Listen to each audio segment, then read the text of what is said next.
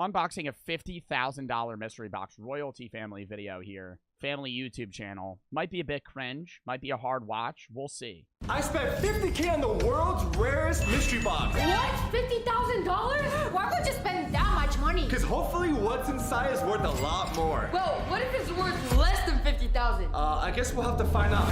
All right, the box. Why can't they just make like an authentic video? Like that was just so predetermined what they were gonna say. Why can't they just get on and be like, all right, guys, we bought a $50,000 mystery box.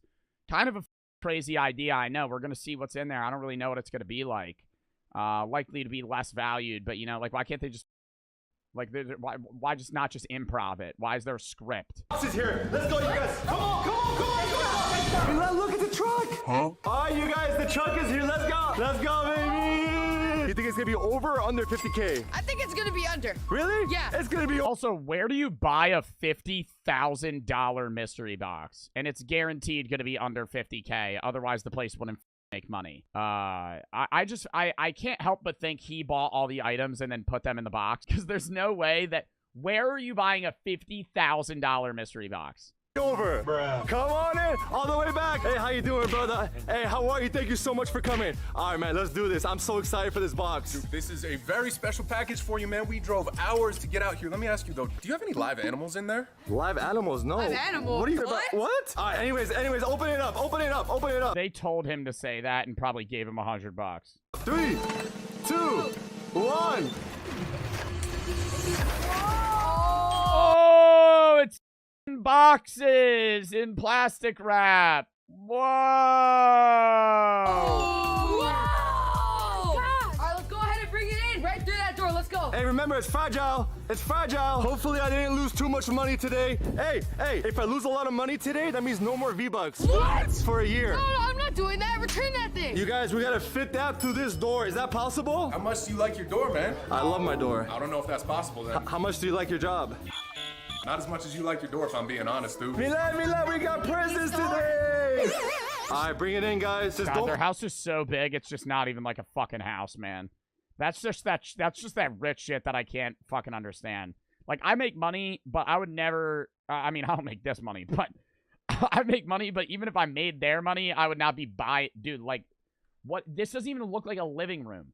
They got a fucking grand piano, this massive open tile floor, and just like a small, what looks to be a living room. All right, bring it in, guys. Just don't break my door. Don't break my door, you guys. Come on, yes, we got this. You guys are gonna break the door. No, we got this, babe. There are fucking Rolexes in this box. What the hell would it be 50 grand in this? Leave yourself. All right, we are officially stuck. I think that we had to come up with a different idea. Open it outside. You live in fucking LA. I don't think you need to fucking open that shit inside, you know? It seems like it's a pretty nice day out. Come on, baby. We gotta open this. Come on. You're worth too much money. Yeah, or carry the individual boxes in. Oh, dude, you're fragile with a little sticky note. Oh, dude, he just bought, like, how much you want to bet he bought, like, $5 grand worth of shit and put this in this and said it was a $50,000 mystery box. There's gonna be, like, stupid-ass, obviously pre-bought shit that he put in this. First box. There you go, babe. Come on, you got this. Be careful, be careful. You got this. All right, put it. Oh, he's heavy.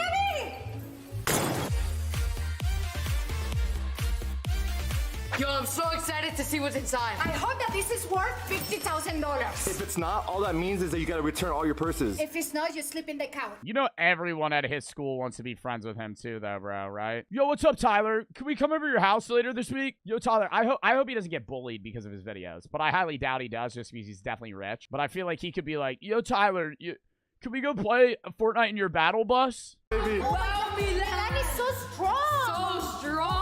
You got muscles, Milan. We got one more box, you guys. One more box. All right, this is the last box. Now it was time to open all these boxes to see if they were worth 50K. Are you guys ready to open the boxes? Yes! Before we do, I want you guys to meet Jeff. That kid is wearing like a $30,000 necklace. That is nuts. I mean, seeing that he's like the center point in each video, I mean, it kind of makes sense. Like, I'm wearing a chain. I'm wearing a chain. His is 3 times as thick as mine and diamond studded. Before we do, I want you guys to meet Jeff, the appraiser. All right, Jeff, what do you do? Yeah, I'll be telling you the value of your items today. What is this, Pawn Stars? But he's gonna appraise the value of a fucking stupid ass shit they're gonna unbox. Doing today? I'm here to let you guys know the market value of each item. We're gonna calculate it at the end, and hopefully we made a profit. And if not, it's too bad. How the hell is he gonna know? Dude, he just has a notebook. There's no way he just knows the value of every possible item they're about to just rip out of this box. Too bad for who? Your wallet, probably. All right, which box are we opening first? Which one should we do? That one. Yeah, this one. All right, are you sure? Yes, I'm sure. All right, open it. Wait, I gotta bring it up front. All right, drop it. Wait, don't drop it too hard. Okay, I won't drop it that hard. Bro! Okay, that one. All right, open it. Open it. What? What? I could see him buying just like a bunch of mystery boxes, but just seeing how fucking scripted this whole first 3 minutes is, I just wouldn't be surprised if he bought every other item. What? A plant? Yeah, that plant's worth about $25.99 if I had to guess. Let me write that one in here, the appraiser. Is that even a real plant? All right, how much is the plant worth? It's a very nice plant. You can probably get about $30 for it. All right, keep going. What else do we got? What? What kind of box is this? That's an A umbrella. fucking umbrella. Bro doesn't know how to use an umbrella. And it's not working. A broken umbrella. How much? $16. Keep going. What else? Okay. Wait, what is that? Wait. Hold on. Let's see what's inside. What type of Pokemon cards? You guys know I'm a specialist in Pokemon. No, we don't. Stop it. What do you think? Good Pokemon cards or no? I think it's gonna be good Pokemon cards. Yo, I'm like not able to get through this. It's just too. I feel like they're appealing to the brain rot, low attention span of like a toddler, and so they're just it's just like, oh wait. Oh no, that's next. A Pokemon. Oh let me. You guys know I'm the Pokemon expert. Let me open it. Like, Jesus Christ, just fucking relax. All right. Wait. I can just tell this is old. Open it, bro. 3, 2, 1. Oh Yo. my gosh. Yo. Oh my gosh. No way. What is it? What card is it? What Look card? at it. Charizard. Charizard. Yo, what? The guy doesn't. How much you gonna bet the appraiser doesn't even look at the Pokemon cards?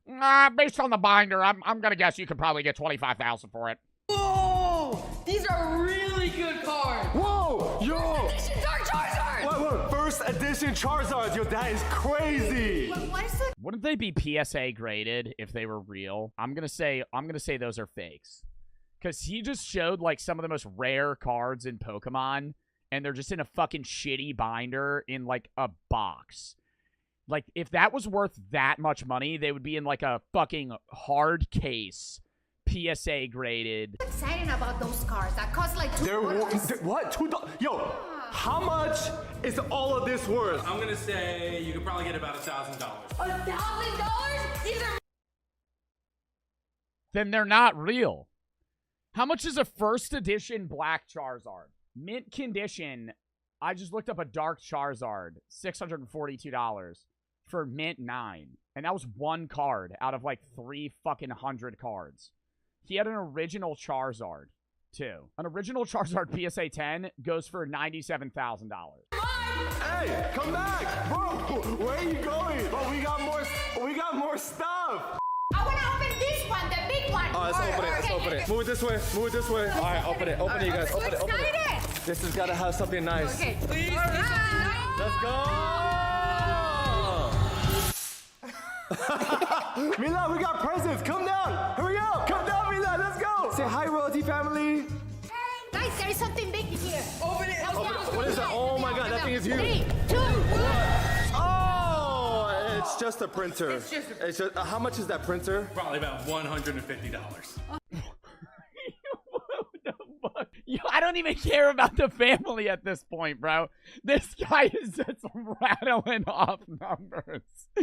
He's just, but he doesn't even know. I don't know how much. What random person knows how much a printer is? What the fuck? Like, I can't even get my words out, man. He just pulls out a black printer. That's probably $150. Dude, I feel like printers could be anywhere between like $100 and $1,000. Like, how do you know? Can you give us better pricing, bro? You gotta buy a better box. Oh, what is that? What is that? What is that? What is that? It's a drone! All right, how much is that drone? That drone could be about $1,300. What? Oh, okay. What? We're going somewhere. Oh, the DGG? Oh, yeah, no, that's worth a lot. We're going somewhere. What else? What else? What else? All right, that box is done. How much was that box worth? That box, roughly about $1,485. Oh, you guys, we gotta step it up. We're doing pretty bad so far. Really bad. Yo, deadass, I feel like they just gave him a list of items, and he's just reading how much he's saying they cost. Wish Daddy good luck on the next box. Oh, wow, what a wholesome family channel. Next box, next box, next box. Let's do the small The small one. Bring it. Hold on. Let's all bring it in for good luck. Bring it in, guys. Bring it in. Bring it in. All right, on 3, good luck. 1, 2, 3. Good luck. You too. 1, 2, 3. Good luck.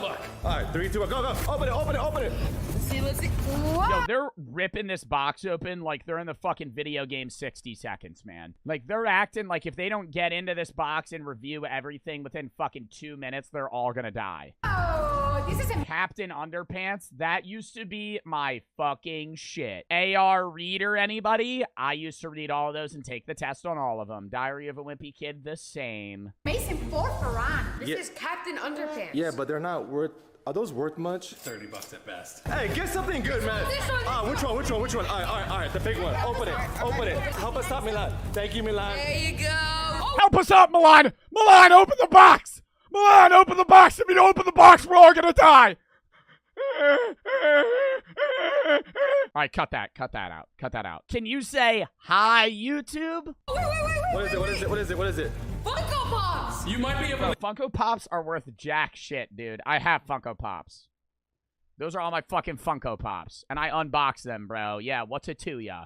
Oh, but then they lose their value. Oh, they lose your value. Have fun selling your stupid-ass fucking Hulk Funko Pop for fucking $10. Unbox it. $80 for Funko Pops. Oh my gosh, there's no way. I've been wanting this for so long. Bro, are you serious? The Amazing Spider-Man. Oh. The Amazing Spider-Man. Hey, you good, bro? I knew we desperately had to step it up to redeem that 50K, but things kept getting worse. Hold on, I feel something. Tennis balls. $10. Keep going, guys. Keep going. There's got to be something here. How many tennis balls do we need? All the way in, guys. All the way. Go all the way in. Find some gold. Do you see anything inside? Hold on. Watch out, guys. Watch out. Watch out, guys. Just starts kicking the shit out of the box with fucking Farron in it. All right, give me the sledgehammer. You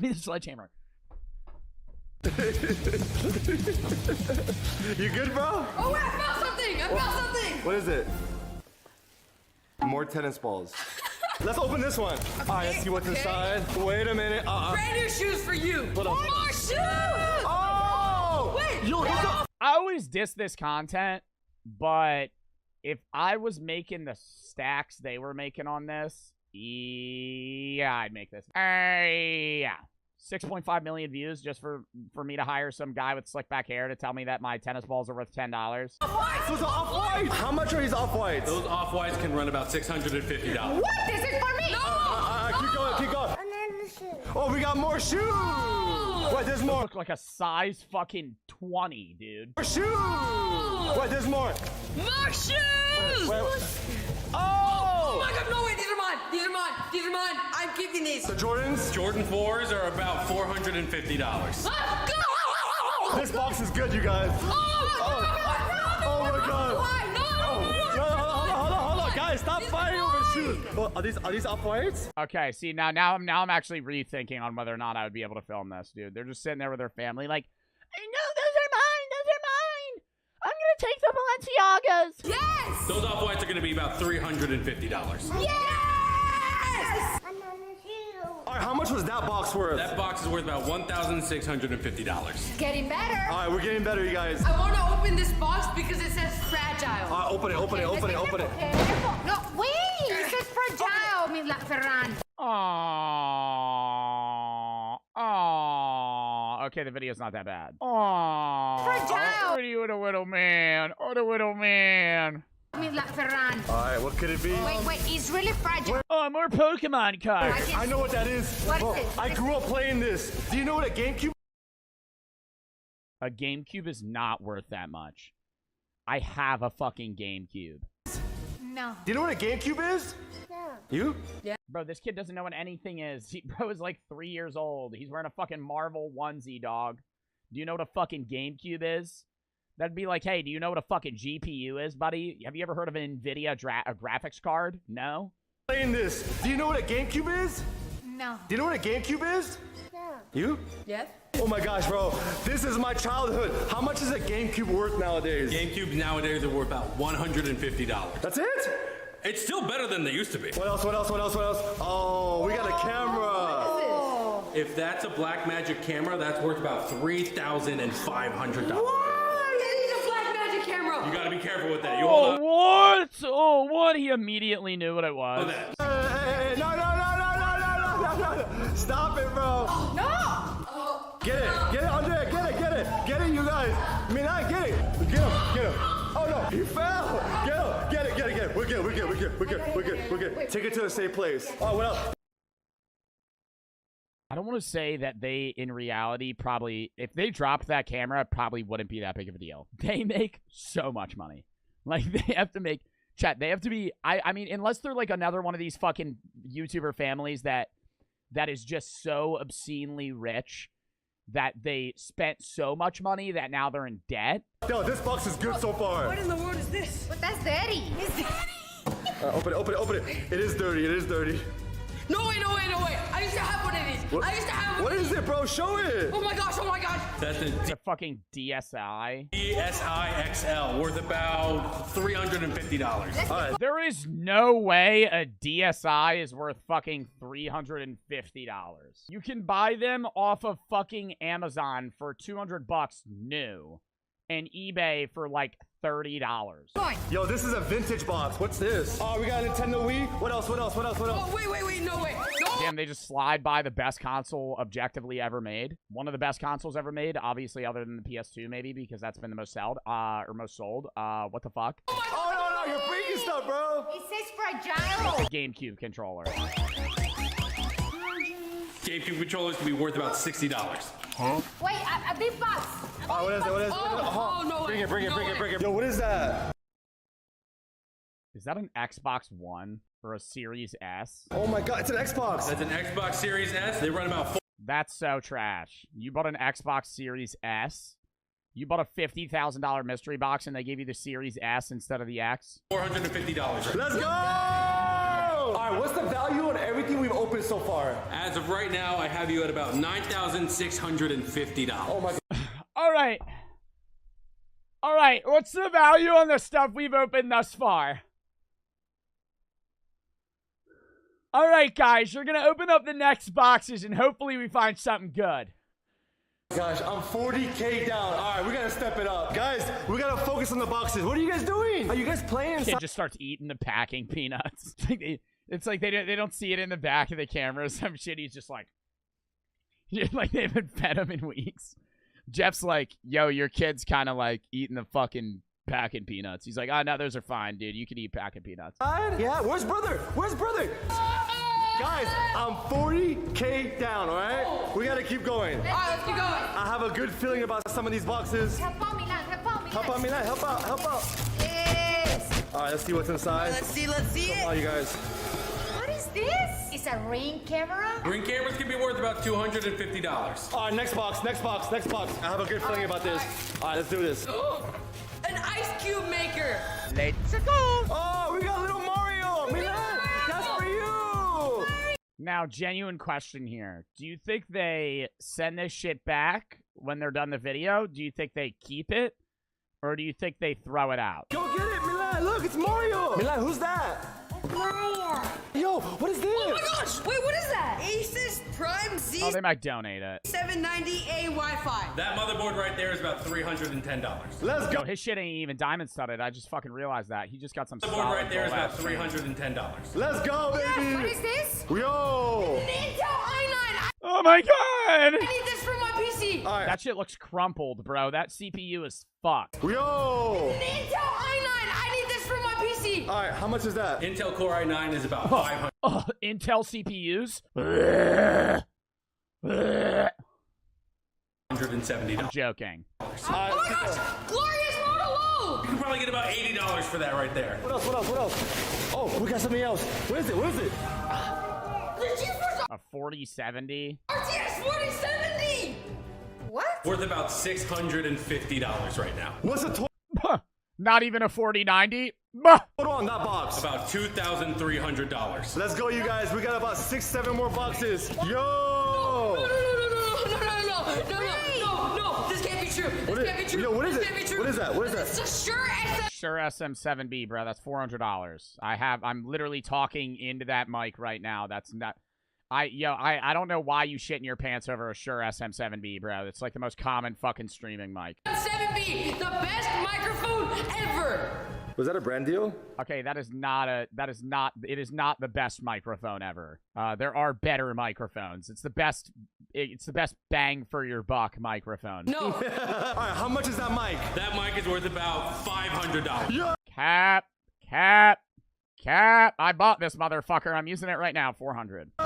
Let's go. What else? What else? What else? Radiolas Can't even use it, buddy, because he needed audio interface. Dumbass. and pencils. All right, next box. Come on. Or just got a mic with nothing to do with it. Open it. Gosh, an Oculus. Wait. Two of them. Yo, we got 2 Oculus? Let's go. Wow, the 2 shittier versions of the VR. Yo, how much is each Oculus? You can get about $300. Like, in themselves, they're sick, right? But if this is $50,000 mystery box, you're getting the lesser versions. What is the chances to go over 50K? It's not looking good. But there's a chance? There's always a chance. Can I help out? Open it. I got you guys. I got Must you be guys. I got you something guys. really good in here. That's Yoshi, Milan. That's for you. Yo, what is that? Wait, I got some Bowie. Wait. I got some Bose. Bowies? Bowie. Did you say Bowie? I got Bowie's noise Oh, canceling that was so funny. We needed to replay that twice. headphones. How much is this? About $350. Hey! I got some batteries. Why are you excited about the worst items? You guys, I'm a little bit nervous and worried, but there's got to be that one box that has a lot of value inside. If the last box is the most expensive box, he bought all of this and packaged it up as if it was a mystery box. Inside. Which we like? You guys, we got 2 more boxes. Wish us luck. All right, let's open this open it one. up. Yo, Oh my that God. box. No way. That box No right way. there, bro. No way. No. I can't help but think that he just bought all this too, because a lot of it's like stuff for his son, like the Shure, the stuff he needed for his PC, the headphones, and then he has the kids' toys for the kid, and then I guarantee you it's gonna be something for the parents. I don't know if it's gonna be alcohol necessarily, but something that's gonna be like what the mom wanted. Oh, Stop. look at this logo. Look at this logo. Is that a Rolex? Yes, it is. Do I open it up? Open it. Open it. Tell me it's not an empty box. Tell me it's not an empty box. Yo! What is that valued at? Bro, I swear to God, he's just about to look at this bitch and fucking spitball that. I've seen watchmakers that work at jewelry stores take fucking 10 minutes to evaluate the price of a watch. This motherfucker's gonna glance at it and be like, $10,752. For this Rolex, I can get you about $22,000. What? 22,000? Oh my gosh! You guys, we're back in business. We're back. Let's keep going. Let's keep going. No, wait, wait, another wait, watch. there's Another another watch. watch, Another another one. watch. It's a Tag Heuer. All right, open it. Oh, so pretty. How much? That watch is so ugly. I hate seeing watches like that, dude. Whenever they're so expensive, like, I know they're technical, but I'm like, that just doesn't look. I don't know. Like, if I'm getting a fancy watch, I want some shit like a Rolex. I wouldn't want this. Like, this just looks like a fucking, like, I'm actually trying to tell time watch, not a. It just looks How much? unappealing. It's icing on the cake. That one's gonna be about $2,000. Let's go, baby. We're getting close. Oh my gosh. We're getting close. We have an Apple Watch and a regular watch. That Apple Watch is the cheapest watch in that whole box, $20. How do you put a $20 watch with a Rolex? All right, we got one box left. Okay. Where are we at so far? How much money do we have? You're at $37,429. $37,000. So this box has to be worth more than $13,000, all right? Okay, let's cool. go. Okay, let's go. let's go. It's a gold bar. Open it. No! That's a good start. That is a great start. All right, how much is this Switch limited edition? That one's worth about $600. Let's go! What else? What's this? Open it. Oh my god, what is this? What is that? What in the world? Whoa, is this a camera? A vintage camera? That is a super graphic camera. Yeah, I don't even know what that is. What appraiser would know what that is off the top of his fucking head? Those are worth about $500. Okay. Okay, wait. What else? Keep looking. What else? Tell me there's more. I wish I could give you guys better news. All right, what's the damage? How much money did I lose? You lost about You think I would know the fucking price of that? What the fuck? I don't even know what that is. $11,000. Lost $11,000. Or he just spent exactly what he fucking paid for that. That was definitely fake. I had to... chat, what are the odds that video was real? Whoa. Seeing that it was that scripted, I feel like they'd show where he bought it from.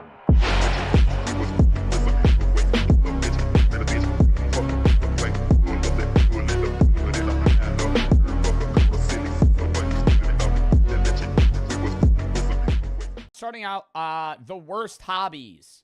Never watched this YouTuber before. We've watched videos about different hobbies. Specifically, we watched one about what hobbies women find most and least attractive. But I think this is just the worst hobbies that this guy, found specifically. Whatever you be doing in your free time, that's really your own business. But sometimes I have to ask you, for what reason? Because some hobbies seem to be the most boring thing in the world, or so stupid or dangerous it has me questioning how it could possibly be fun.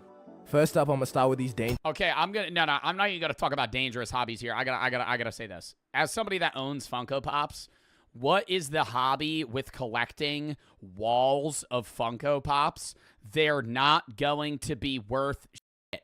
Take them out of the box. Like, do certain Funko Pops grow in value? Yeah, bro, they're not Jordan 1s.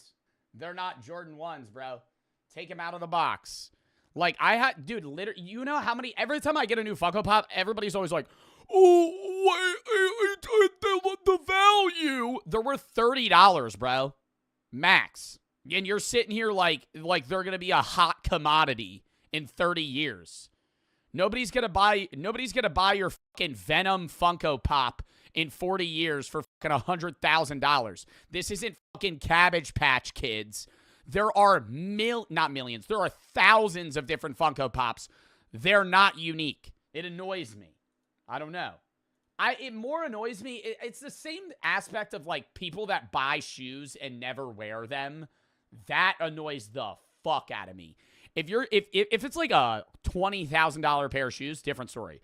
But there are people that buy like a $600 pair of Jordan 1s and never wear them. And I'm like, yeah, I know that's a fucking $600 pair like Mochas. Wear the fucking shoes, you idiot. Why are you buying so you could keep them up on a fucking wall? So you can keep up on a wall because they look drippy? Or they'll be like, dude, you scuffed them. I don't give a shit. Dude, I only have like I have 4 pairs of Jordans. My royal blues I've had for years, they look like shit. The toes are bent up. They have dirt on them. I don't give a fuck. They're shoes, bro. Wear them. dangerous ass hobbies. You know, something like parkour seems to be fun, right? Doing some light jumps or a couple flips here and there, or whatever this is. But once you start doing double backflips up the Empire State Building, yeah, nah, this shit's stupid. And it's not worth the views. Like, what is that gap? How far do you think that is from each other? That looks more than a Minecraft quad jump to me. I'm surprised he even made that. He probably had to run on this ledge here to gain momentum. That's like 4 feet. Yeah, maybe it's a fish lens. Either way, how much would somebody have to pay you to do this? Fuck it. $1 billion. No, I'm not even fucking around. Like, I don't, even then I might be like, no, because I'm going to miss the jump and die. And gripping onto glass panes with the tips of your fingers, I think we've lost the plot. Because there's no way someone Or like, what's that shit called where people mountain climb without gear? That's dumb. Like, that's like, you have a problem. That is you're an adrenaline junkie. You need, free climbing. What? Like, why? I understand liking climbing. People that want to hike and they want to mountain climb, use anchors and safety things so you don't die.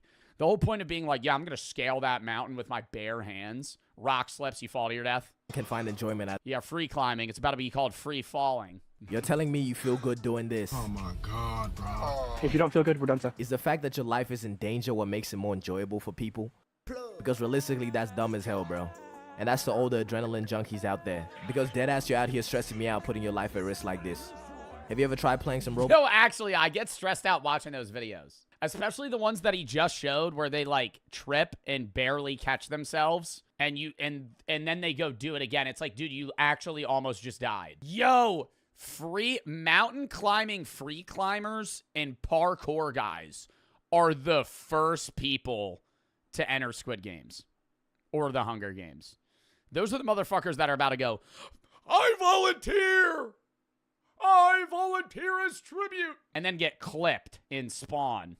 You get put in a highlight reel in the cornucopia. Like, it would be fun to jump out of an airplane, but a huge part of that enjoyment is the fact that I know I'll live, okay? There's a nigga strapped to my back that's been doing this for years. Zesty-ass profession, by the way. But some people just have to take it to the next level. Okay, what is this, bro? He doesn't have a parachute! And the worst form of this adrenaline-seeking nonsense is cave divers. We've all seen...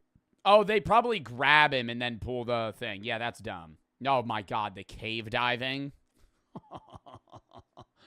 This is the most annoying hobby. It's not even close. I take everything back I said about Funko Pops.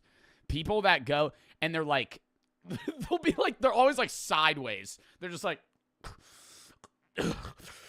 I have to inch forward by exhaling because when my rib cage is expanded, I can't move. I don't know if I'm going to be able to make it out. At any moment, there might be some sort of flood. If the water level rises, I'll drown. And I'm like, you're having fun. Like, they're having fun. Like, that's not fun. No part of that. That is, like, not even whether or not you have claustrophobia. That is just genuinely unenjoyable. How are you pressed between two sharp rocks going, I'm having a blast right now? Seen the memes, and you're probably familiar with the Nutty Putty Cave incident. And if you're not, just look at this picture. I'm pretty sure you can deduce what happened here. Saddam Hussein hiding spot. But cave divers, pretty much what they do, they go into these little ass holes purely out of love of the game because 90% of the... And you're not even reaching anything. There's no cavern. It's not like there's a Minecraft ravine with diamonds at the end of it. They go through this cave, and then they go, all right, and then they turn back around and leave. There's never, like, I mean, maybe there's, like, a little resting spot, but they're just in a dark-ass cave. It's not like, oh, there's, like, an ancient relic here that you have to reach, that they hid. These caves don't go anywhere. I might, have an inkling of understanding if maybe the entrances to these caves led to somewhere. Yeah. Okay, if that was the end goal, that would be sick, okay? For this guy to have to go... and like inch for like an hour to get to this, I'd be like, yeah, this is badass. Then I understand them going here. But it's never like that. These are the easiest caves to enter. No. They just like fitting in holes. Pause. These niggas will go in pairs like they care about their safety, watch their friend die to a loose rock, and then think it's a good idea to continue exploring. Wow, guys, Giuseppe's dead. A massive boulder just landed on his head, crushing his skull, shooting his eyes out of their sockets. It was really an eye-opening experience. On the bright... Yeah, as far as I'm concerned, this is one of the stupidest things you can do. Anybody that does all of this, they're probably not all there in their head. But for a hobby to be trash, it's not just something dangerous, okay? There's a lot of stuff that's just straight up lame. For example, if you collect some lame-ass shit, I'll let COD... What else is lame to collect? I don't know, bro, because at that point, like, I'm not dissing people that love Funko Pops. Like, I own, like, 10, right? They're cool. But I don't like when people, like, act like they're an investment, because they're not. Coin collectors?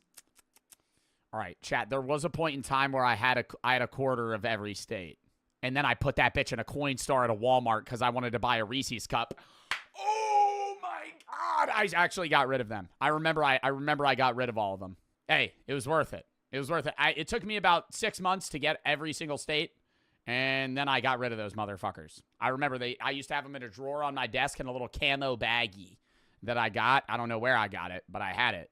And then one day I was like, I'm getting rid of these fuckers. I want to buy something. That used to collect Mighty Beans. Mighty Beans are fire, though. Okay, what's something stupid?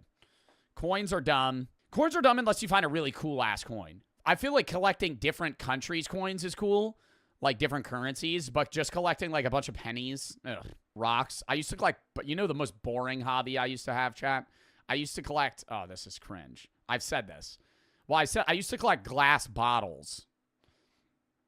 Number one, when I was like 8. I remember I used to go in the woods, and any bottle I would find, or like random piece of metal. Oh my God. Yo, this is some Dexter shit. I gotta say it though, right? It's already out. It's already coming out. This just brought back a memory.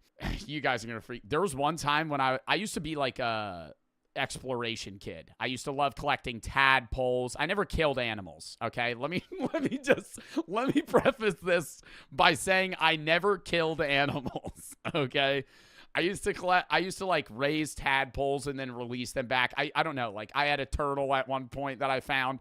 There was a bunch of shit. I used to love walking around the woods and finding cool stuff. I would come across animal carcasses very often, okay? And there was a time where it was like a skull of a deer, and I took it home.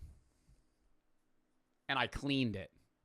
And I kept it in my room for like, I don't know, 2 weeks. And then I went, this is weird, and threw it. I remember being like 8 years old, and I was like, why do I have this? And then I chucked it. But then I went back in the woods, collected more bottles. I used to collect soda bottles and like regular glass bottles. Like it looked like this, like some shit you would see in like anatomy class.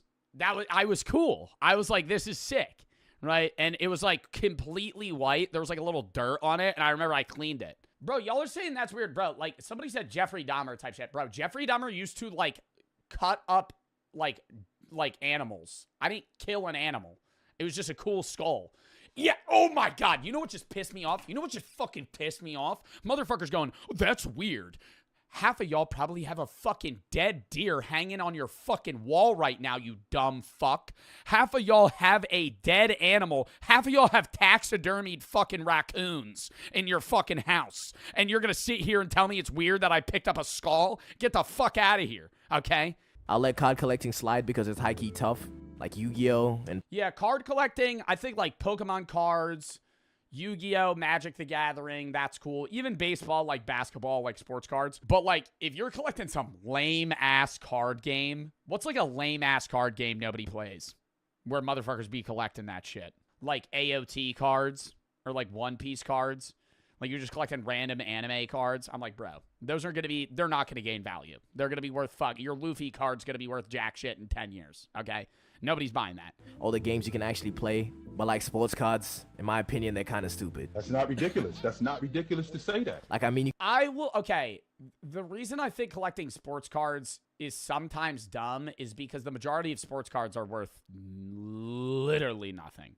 And you could say the same thing about Pokemon cards, but like, you know, owning a 10-cent Pikachu is still dope, right? Because it's Pikachu. But having, like, a rookie card from a baseball player no one's ever heard of from 1983, why do you have that? Like, you don't play a fantasy game with some cards? Fuck out of here. I don't know. I think it's what sports cards you're collecting. But when you get to collecting teacups, bro. This collection represents 35 years of my life. Oh no! Our table! Oh, you're collecting some shit. Bro, people that collect Disney pins, like stamps. Are you serious right now, bro? Come on, gang. Showers. Nobody collects stamps anymore, bro. That's a dead hobby. That's a hobby. That was like the 1980s hobby that would considerably be like Pokemon today. And even people that be collecting some old ass books. Well, I read sometimes too. Yeah, and also collecting colognes. I probably sound like a stinky ass nigga right now, but hear me out. I'm not talking about the people that just own multiple fragrances or just want to. Yeah, like Jeffrey Fragrance or whatever his name is. He has like a shelf. I own too much cologne, but it's not even from me. Like, if you're, I don't know if this is a relatable thing for dudes. Too many motherfuckers be buying me cologne. Stop buying me cologne, bro. I could spray 10 squirts of every cologne I have on my body every day for like 3 years, and I wouldn't be out of cologne. I wish, bro. No, you say that. I remember there was a time where I had no cologne, and I was like, get me cologne. And now every year I get cologne, right? And I still fuck with it because it's like I like new fragrances, but then they be getting you a big-ass bottle. They be getting you a big-ass bottle, and you're like, thanks. And then it hits you, and you're like, I'm going to own this for the next 25 years. I'm never getting rid of this cologne. And so I overuse cologne when I use cologne. In my head, I'm like, I need to get rid of this. I'm talking about those gremlins with the largest cologne collections you ever see, and somehow they look like this. It gets to a point, my dude. Okay, let's try, the gym. Now tying this to the next one, going to the gym, that's a cool-ass hobby. That'd be self-improvement. But this is just a message to all the middle-aged white women who do anything but work out. 7 sets of shenanigans and 4 reps of tomfoolery. Wait, what class is this? A workout. 7. That's actually not burning calories. Sets of shenanigans and 4 reps of tomfoolery. There's infinitely better ways to get fit, bro. Okay, niggas will do anything but pick up a weight. Okay, now moving on to one of my least favorite hobbies. I don't know if you can even call it that, but whatever you want to call it. But it's podcasts. You can't just keep giving. Bro, and I remember I was out to eat with Brooke. I don't know if I told this story. This was last summer, and me and her are just like chilling. And I remember, it was right when Jimmy Buffett died. Oh, so it was like, near the end of summer. So it was actually 2 years ago. It was September 1st, 2023 is when he died. And it was like the day after. And we went out to eat. Weren't you on a sandwich podcast? Yeah, I'm not dissing podcasts. Listen to my story, bro. Let me get to the point. We're out to eat, and there's these 4 guys, and they're cooking up an idea for a podcast. They're all facing each other, and you could tell they're into it. And they're like, bro, we could talk about like baseball, and we give our like individual picks for like betting that week, and like what we think would be like the best thing that it would be like, you would have like we would all have our own segments, kind of like in SNL, where it's like we would have like it would be like Joe Bart's baseball picks, and I'd be sitting there saying like, hey, I think like Shohei Ohtani's gonna cook it up this week, and I'd be like, yeah. No one's gonna watch that boof-ass podcast, buddy. Ain't nobody tuning into that shit. What the fuck? You're gonna start up a pod? You're not gonna have any outside social media. You're gonna just start up a podcast. You're just gonna start. Well, that shit pisses me off. I don't dislike when people do podcasts. I hate when people, the first thing they're gonna do on social media is do a long-form 4-hour podcast. How are you gonna market that? Like, just on a logical level. Like, it's like literally somebody that's so detached. Like, obviously not everybody that watches social media is going to understand how to do social media. But, like, you must have the wherewithal to realize, like, hey, me just making a 4-hour rant and then posting it on YouTube is probably going to get actually 0 views. And there are podcasts that do grow from nothing. But a lot of the time, they're very condensed podcasts that are like 30-minute episodes. And they're very clip farm heavy. And those guys know what they're doing, right? Even though they're starting out on social media, they have some sort of marketing capabilities. But then you hear motherfuckers like cooking up a podcast with their boys. Bro, they'll get 2 episodes in, they'll blow $700 on fucking shit, and then they'll quit. And it's just like... All right, let's put a license on it or some rules or something. It's dead-ass becoming a problem having to hear some bullshit on IG Reels just because one guy thought it was a good idea to make a podcast. Because I promise you, it's like one guy in a group of friends, and one of them has a bright idea to go, guys, we should start a podcast.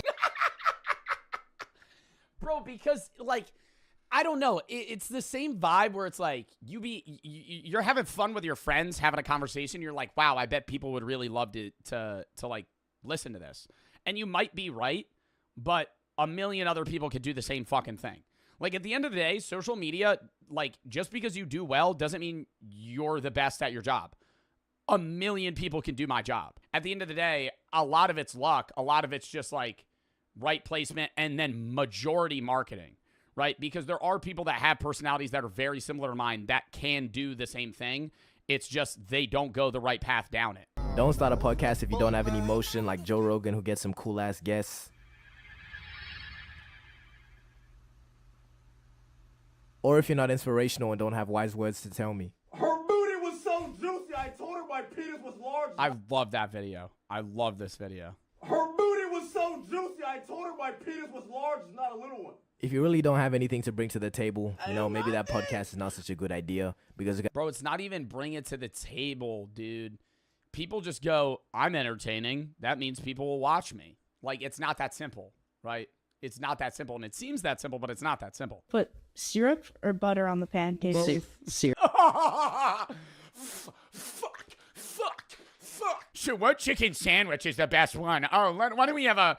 It's not like, it's different if you're doing like a YouTube video where you're gonna like sit down and like eat and rate and tier list every single chicken sandwich that you try. I've seen these kids before, and we watched a video of somebody analyzing their podcast. They'll be like, oh, so do you like waffles or pancakes more? Like having a 1-minute conversation about that. Like I've talked about that on stream. It's not hard, right? But if that's going to be the central focus of your podcast, no one wants to watch that. That's filler shit. Butter is good with the chocolate chips, but regular, I'd go syrup. Okay, now let's think. And I'm sitting there watching this podcast going, very valid point. Uh-huh. Wow. Yeah, no, butter with chocolate chips, that's really, I never thought about it like that. It's really dependent on the toppings. Are podcasts really the meta anymore? If a podcast as successful as Talk Tour can fall off, and now Hawk Tour goes off the grid, how can you say that podcast is still up? That has to tell you something. Okay, jokes aside, why is it the most brainless people that be making podcasts? If I want to... Dude, like, it's nothing, the shit that's, I'm stuttering out the ass right now. Podcasts aren't the problem. It's people having no idea what the fuck they want to do with a podcast and just thinking it's the same shit. Bro, I keep cutting my fucking train of thought. It's the same shit that TikTokers did in 2020 to 2022 when they were like, I got a little bit of social media clout. I think I'm going to become a rapper. I think that I'm going to start singing. Having no experience previously in a fucking singing career, and then dropping the absolute worst song you've ever heard of as a single. Want to hear somebody yap for an hour, at least be like funny or something, or be insightful or have some knowledge on what you're talking about. We all don't need to comment on shit, okay? I think Tyler said it best. If I was president, the first thing I'd do is take podcast mics away from niggas. Especially like all these red pill podcasts where they swear they're on... Did Tyler, the creator, really say that? Something, but they're really not. And they're just talking about some bullshit. For an example, let's analyze this clip real quick. So I measure time. I've compressed and condensed time. I've bent it. Okay, then let's see how he's done that. My day is 6 a.m. I've watched this video. I think I made fun of this on a TikTok. Yeah, he just fucks up math and says that his day is like 28 hours long or some shit. To noon, and I'm not crazy. I mean, 6-hour day, that's not really a day now, is it? My second day starts at noon and goes till 6 p.m. That's day 2. And then the next day is 6 p.m. to midnight. What I've done now is I have changed and manipulated time. I now get 21 days a week. Stack that up over a month, I'm going to kick your butt. Okay, so pretty much... He's just saying he has time management. He just segments his day into 3 parts. He has one specific set of things he accomplishes in one 6-hour time span, one in the next, one in the next. Like, just say that. Just say, hey, write down what you need to do and be better at it. I compartmentalize my... Instead, motherfuckers... People be trying to act too smart, dude. That's the big thing. And, like, honestly, I've done that shit sometimes where I try to use big words and I try to sound fucking smart as shit. Just shut the fuck up and say what you're trying to say. You know, you know what I mean? Like it'd be, I condense my day into a 6-hour day, so that mathematically gives me the time frame where I'm able to be more economically efficient and understand the ergonomics of the world and water and how things move in a different side. I write down what I have to do in a day. All this guy has done is call 6-hour periods a day. You stupid. Well, with that logic, my day's every hour. So I have like 100 days a week. Yeah. Whose butt's being kicked now? And this next one is probably the most despicable hobby out. And it's being online.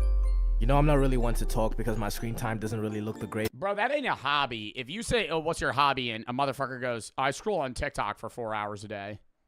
That's not a hobby.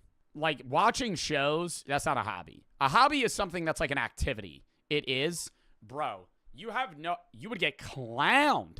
If somebody was like, hey, what's your favorite hobby? I sit in my bed and watch TikTok for 4 hours and eat Doritos. That's not a hobby. That's an activity. That's not like, I gotta Google a hobby. An activity done regularly in one's leisure time for pleasure. Oh, it is. It's not a good hobby. It's the worst hobby. I would rather a motherfucker tell me that they collect Digimon characters than they sit in their room and just scroll on like iFunny for 4 hours. I do it too. Like, I'm not going to sit here and act like I'm better, right? Like, I'll sit midnight to 2 a.m. just fucking doom scrolling. But it's bad, right? You're getting you look back on it and it's just like that time wasn't even there. Yeah, this one goes out to the chronically online people, you know, the keyboard warriors, the full-time Discord mods, and the, you know, stereotypical Redditors. Maybe it's just a handful of y'all giving bad examples, but too many want to diddle kids. Bro, the same shit with, somebody said anime. The same shit with anime when motherfuckers go, oh, I'm starting up One Piece. You gotta have unlimited time on your hands. When somebody goes, yeah, I'm starting Naruto. Oh, so you're gonna watch 1,000 episode anime? Yeah, I think I'll be done. I did the math. I think I'll be done in like 3 months. Oh, so you're gonna watch like 40 episodes a day? How long are you? How much time do you have on your hands? But too many want to diddle kids. Do you look like you should be friends with a 13-year-old boy? Does it matter? This is just an astute observation of mine. I know it doesn't apply to everyone in the category, okay? The ones I'm talking about, they all sort of have a certain look to them. You know? A fedora is a dead giveaway, and a neckbeard will get you. Bro, but do people actually wear fedoras, though? The whole, like, fedora neckbeard meme, I genuinely feel like it's so far from anybody that actually acts like that. It's real. I've never seen a non-parody, ironic, sarcastic meme where somebody is wearing a fedora and like being cringe. You don't see them because they don't go outside. Oh my god. Like, ain't shit getting done when you're online, I promise you. It's just pure doom scrolling, frying your brain till it looks like a raisin. We can just look at other hobbies that are objectively good, like sports. While you're doing it, you're getting fit, or reading, you're increasing your brain power. All while having entertainment. Yeah, reading is a fire hobby. I make fun of it. I know everybody makes fun of it, but if you love reading, like that benefits you. But fucking IG Reels, bro. Yeah, it's pure entertainment, but you can't tell me this shit is not damaging to the youth. I'm raising all over the place, going on your face, handing out packets. But I'm really one to talk now that I deep it. Just look at my videos, bro. It's really just the worst elements of the internet combined into an 8-minute video just so I can get mid-roll ads. But anywho, we're just gonna ignore everything I just said and move on to our next hub. The old David Dobrik shit where it would just be a black screen for 2 minutes so it would reach the 8-minute mark. Okay, for the last one, I have a real fear in my hearts for the people that do this, bro. And it's taxidermy. If you don't know what taxidermy is, it's where you take a dead animal carcass. That's not a hobby. Do people do that as a hobby? I know there's people that do taxidermy as a job. There's people that stuff dead animals for fun. Where do you even get the animals? Like roadkill? At that point, it's mangled, though. Yeah, if your hobby hunting, yeah, that's true. And then stuff it to make it look like it's still alive for display. Yep, that's the real description. You know what really annoys me? When people taxidermy their dead pets. That shit's... Like, I don't know. It's not the same thing as, like, taxidermying a human. But on the same level of, like, you're mourning that thing, and now you have an attachment to it, and so you're going to taxidermy it, is wild. There actually was somebody that taxidermied a human, though. It was, like, her son, like, died at I don't know if it was taxidermy, but it was something. Or his body was embalmed. Like, the mom's son died, and she got him, like, embalmed and propped up like holding a soccer ball, and he was dead for like years, just like in her living room. That's crazy. That's different. That's on another level of taxidermy. I'm not putting those together. Okay, you taxidermy your dead pet, I'd be like, that's a little weird, right? Your son dies and you put him in your living room like he's like a figurine. Can somebody please explain to me where the enjoyment in this is? Like, what is this freak-ass hobby, bro? I cannot trust a single nigga that is doing this. You know, like, doing it to deer heads is one thing. Still weird as fuck, though. You're pushing it. But when you start combining animals that aren't related at all to create monstrosities... A turducken? Yeah, you are a lost soul, bro. Stay away from me. How do you even go about finding out that this is something you're passionate about? Oh yeah, and gooning. Yeah, that's a pretty bad one. Enough of that.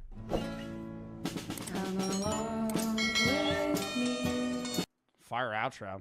Yeah, this YouTuber's fire, though. Sounds like you're not actually black, so stop dropping the N-word. I guess you're Asian and don't even live in the U.S. since the accent sounds so forced and inconsistent. What? What? That bro said he doesn't sound black. Oh my god. All right. Next.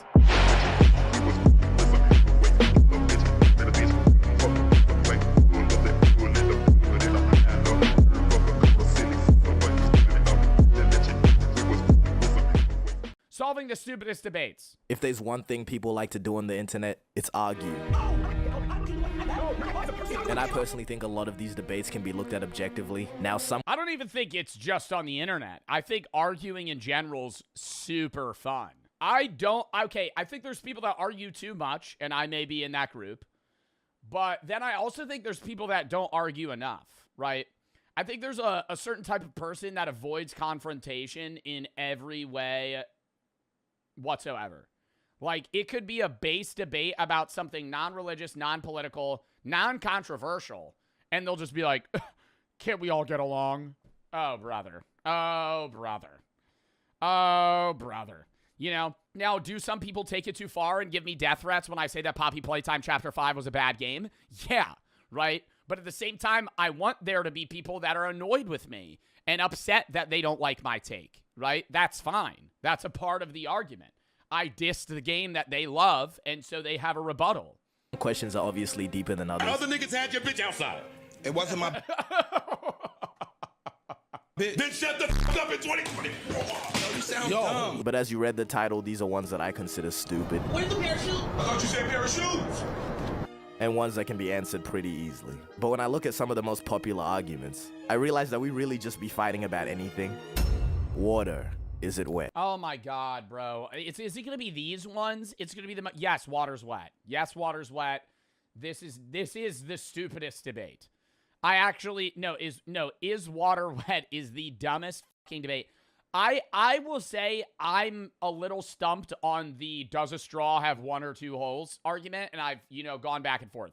Water is objectively wet. Because the definition of something being wet is having water molecules attached to it. And when you say, is water wet, you're using the term water as a plural. You're saying water as a liquid substance in a container. You're not saying that is one singular water molecule wet. You're saying, is water wet? And water is other water molecules attached to other water molecules, therefore making water as a whole plural wet. Is water wet has to be a troll. What do you mean is water wet? And for the people that are still confused on my stance, yes, it is. I don't know about you, but this... St. Don, this is why I love you. You almost had me there. You almost had me worried for a minute, okay? Because he said this is a stupid... Whatever he just said, I was like, oh my god, I swear to fuck, if he's going to be like, well, if you jump into the water, how are you wet until you're outside of the water? That's the argument that the smooth brains on the internet are fucking spewing, dude. Oh, if I'm in the water, how am I? I'm not wet if I'm in the water, so the water's inside of the water, so it's not wet unless it's outside of the water. Oh my god. What are we talking about, bro? This looks pretty wet to me. Yes, the implications of something being wet. So soda's wet. Yes. Yes. Any liquid is inherently wet. Liquids make things wet and are wet in themselves.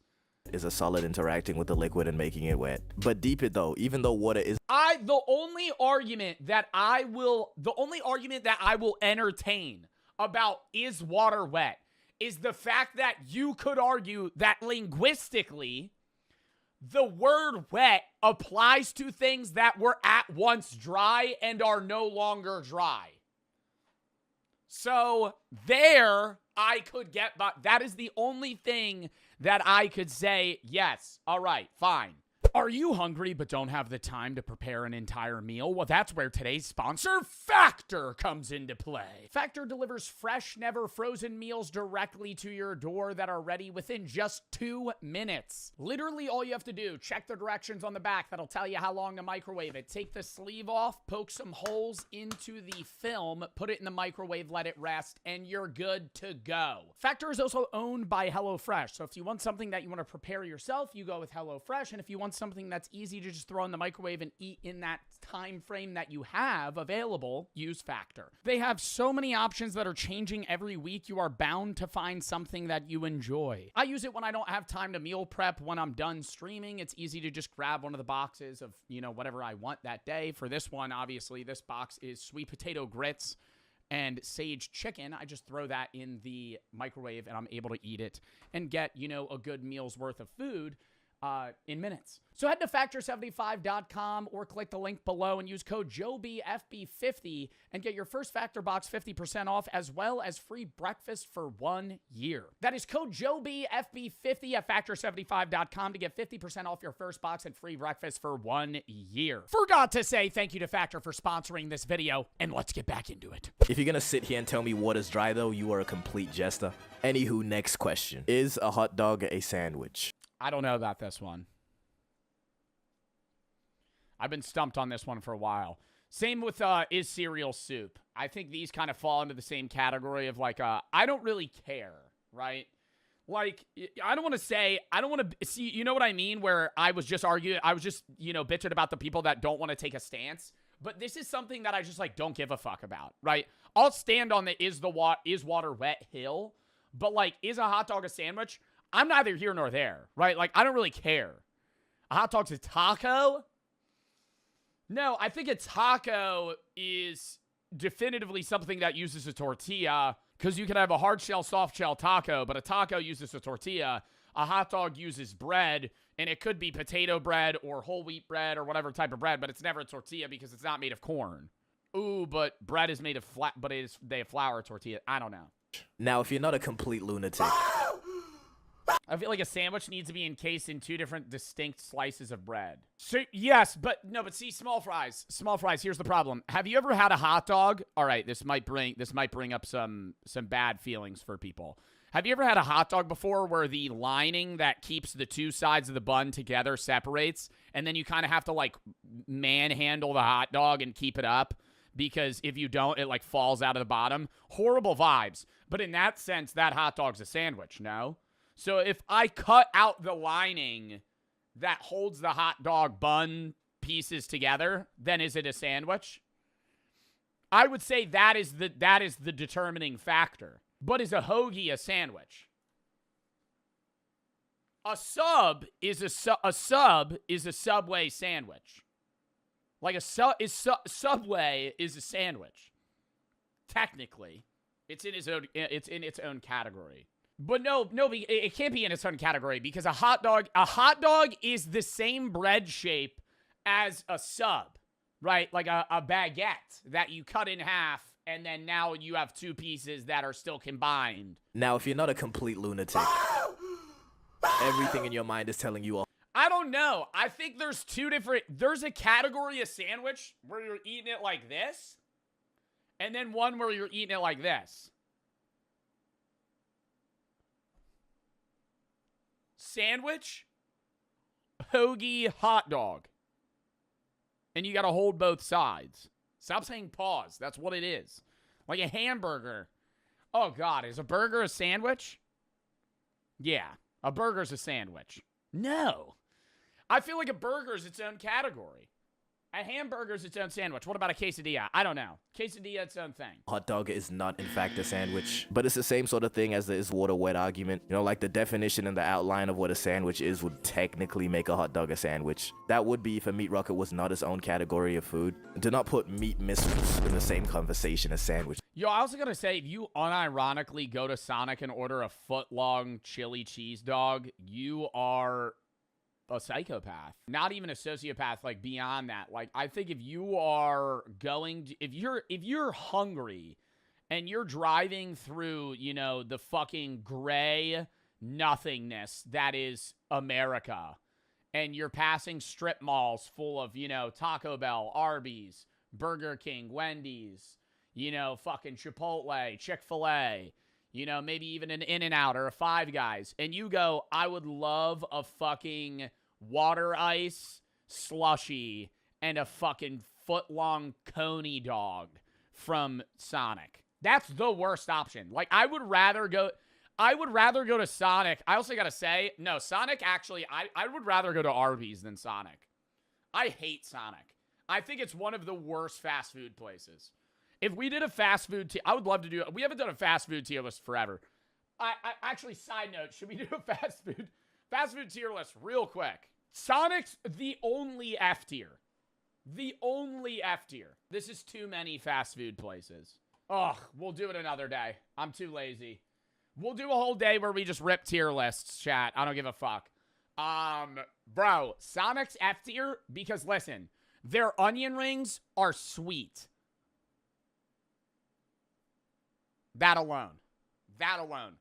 Go to a Sonic and get the onion rings. Bro, they're like sugary. What? Gross.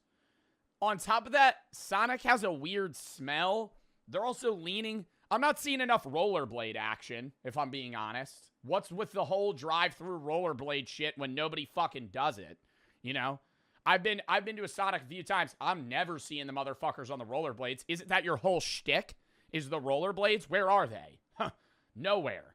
Right? Maybe I think it's a location-to-location basis. All the locations I go to, they ain't rocking the rollerblades. I feel like that should be like a first and foremost part of your application.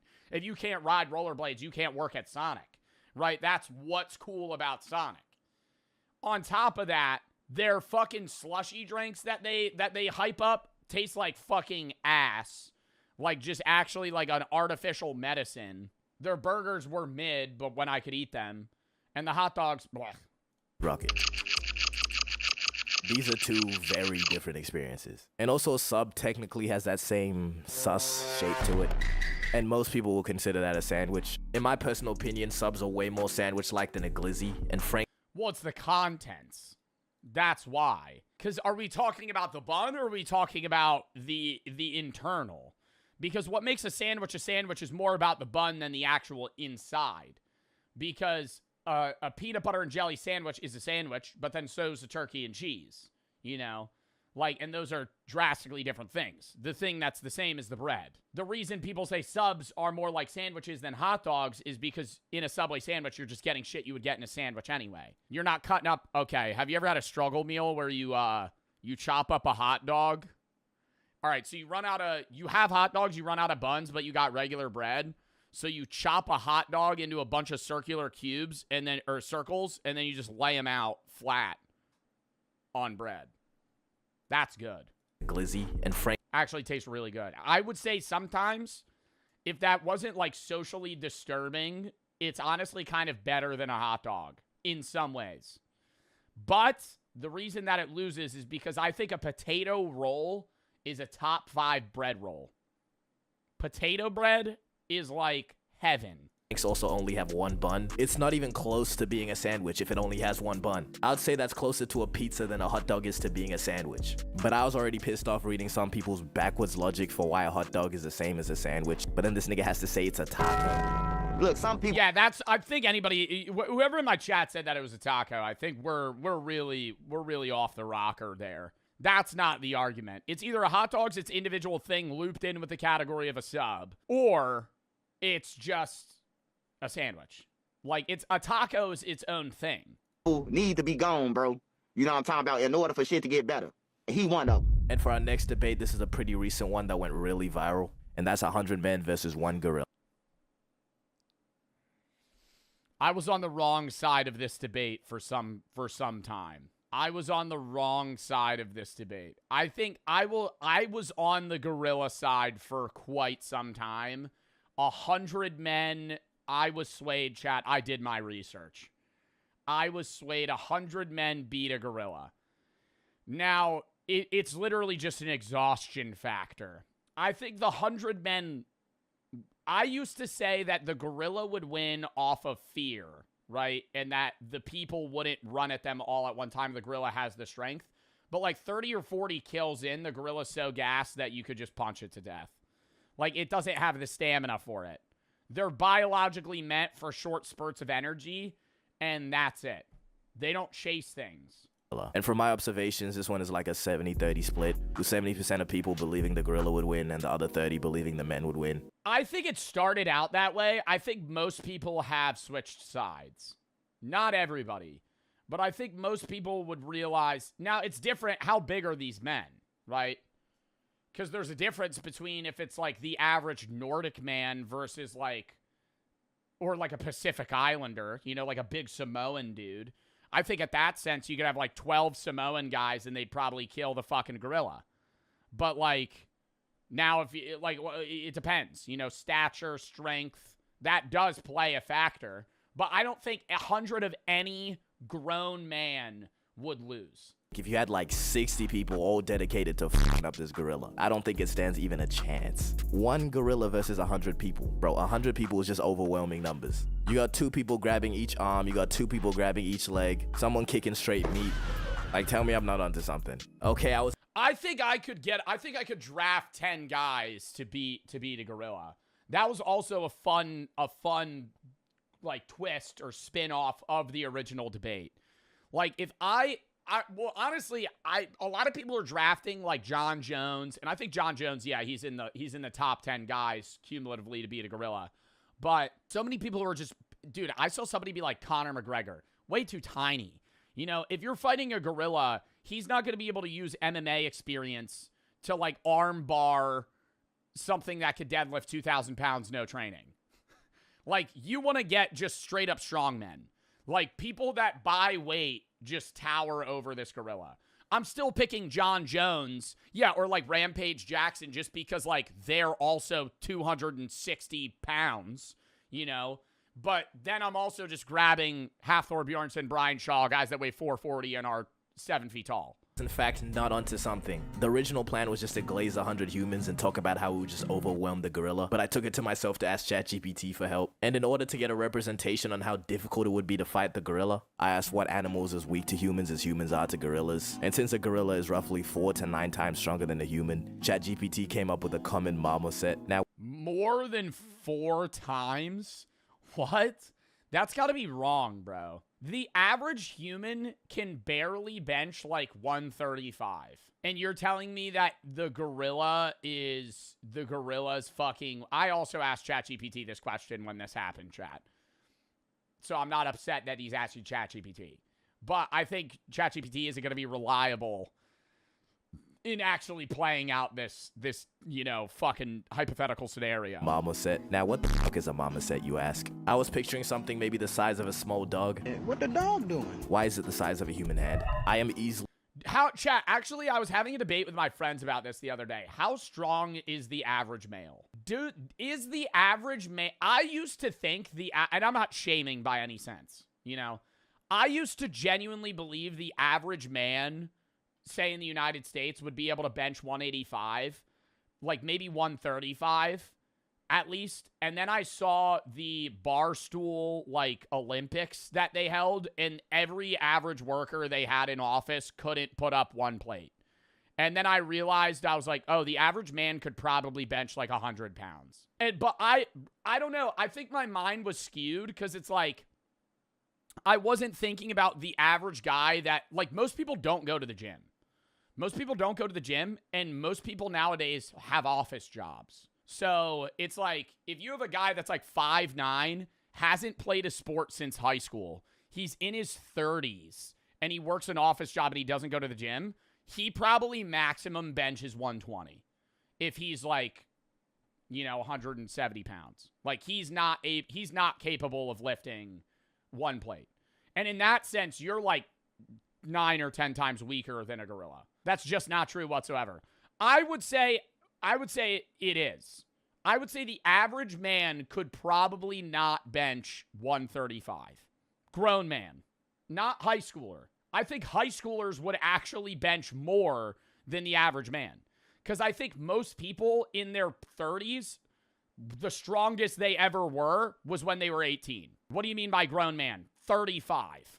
The average 35-year-old man is weaker and less athletic than the average high schooler. Average. I'm not talking about, and when I say average, it's a big skew, right? You can disagree because there's 35-year-old men that are in the union that could fucking punch a hole through a high schooler's chest, right? But on the same side, there are 35-year-olds that don't do any physical activity and haven't for over a decade. 100 men fight a gorilla. I'm gonna just have to leave this one open. But for our next debate, I'm not gonna give it any build up. It's this fucking dress. And oh god, this is an old debate. Wow. I remember this shit was on like Ellen, bro. This was over 10 years ago. If you see black and it's blue and black. Blue, you're lying, but the dress is in fact black or blue. You know, just because one you're lying, but the dress is gonna give it 100 men fight. It's this fucking dress. And if you see black and blue, you're lying, but the what other color is it? I mean, this one, it's more of a debate than on the right. The right is clearly black and blue. But the dress is in fact black or blue. You know, just because one thing is one way doesn't mean the same thing can't be another way. What the hell are you talking about, bro? Because, yeah, the debate has been closed for a minute now. The person that took the original photo took another one and said it was black and blue. And it was, in fact, the lighting of the dress that affected how it... But I don't think that lighting makes it look white and yellow or white and gold. I could maybe see the gold on the black part of the strips, but, like, this is clearly just, like, a sun glare. Looked. And I'm not even trying to be different, all right? But I'd honestly say the dress is gold and blue. And I knew I wasn't tripping. I would get behind that more than white and gold. You could say a gold and blue or like a brown blue. And I knew I wasn't tripping. All right, Color Select says that's the colors that are projecting into my eyes. So yeah, the real dress is black and blue, but this photo is gold and blue. And another debate that is cereal soup. And before see, I just don't care, bro. I feel like soup has to be is soup always savory? I feel like cereal's sweet. And sweet things are not soup. I've never had a non-savory soup. Soup has to be hot. That's not true. I was going to say that, and then I cut myself off.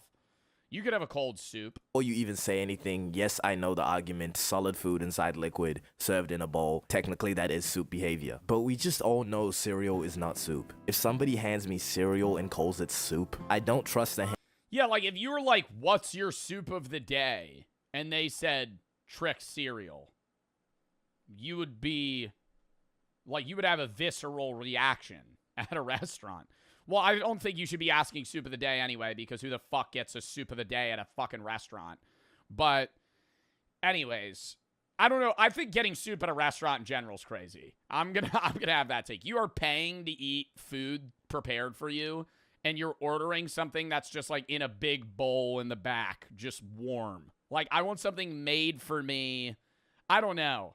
I just think getting soup at a restaurant, it's like you could just make it yourself, and it would be almost exactly the same. Olive Garden soup and salad, that's different, though, because it's like a side dish. I'm saying people that were ordering the soup as their main meal. Like, why are we going out to a restaurant where they cook shit? Okay, on to our next debate. How many holes does this shirt have? 2. 4. It's 4. It's 4. No, it's 4. Because if you see through, look, chat, for me to have, it's 8. Oh, because the neck hole and the arm holes. Okay. Yeah. No, okay. I was more so thinking about this, like the ripped holes. It's 8 holes. There's 4, and then there's 2 in the front, because from a flat perspective, it just looks like 2 holes here, but there's 4. First of all, what kind of fucking shirt is this? This is some shit niggas would wear if it was Rick Owens. But I'm not gonna lie, this one's more like a riddle, because a lot of people forget to include the hole in the neckline and the sleeves and underneath, you know. Most people would say it has 2 holes, but it actually has 8. So this wasn't really a debate until people started arguing on whether a hole is just one hole, if it has an... It's 12, man. What the fuck? Where are you counting 12 holes? Where are you counting 12 holes? Entry and an exit. Oh, God. Nah.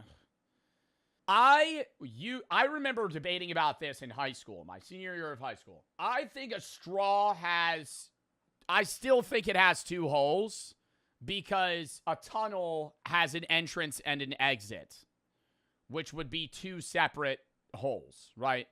The problem is, at what length does it become 1 hole? Because the great counterpoint is a donut has 1 hole. But if you elongate that donut, now it's 2. But when does that part change? But for the answer to this question, I'll simply have to say that It's got to be a long hole. Pause. Long hole. holes don't actually exist. My argument was like when they're drilling a tunnel, right? They're digging a hole through a mountain. 1 hole, right? And then say the other person's digging through the other side. 2 individual holes. They combine.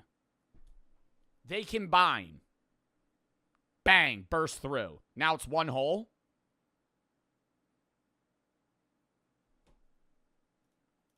They're nothing but a concept art. Because think about it for a second. A hole is literally just the absence of something. It's not a thing. Okay. I'm digging through the earth. I'm digging to China. Hup. I break through the other side. You're going to go, there's 1 big hole in the whole earth. No, you're going to go, there's 2 holes. Actually, no, because I'd be like, there's 1 hole that leads to... I wouldn't even call it a hole.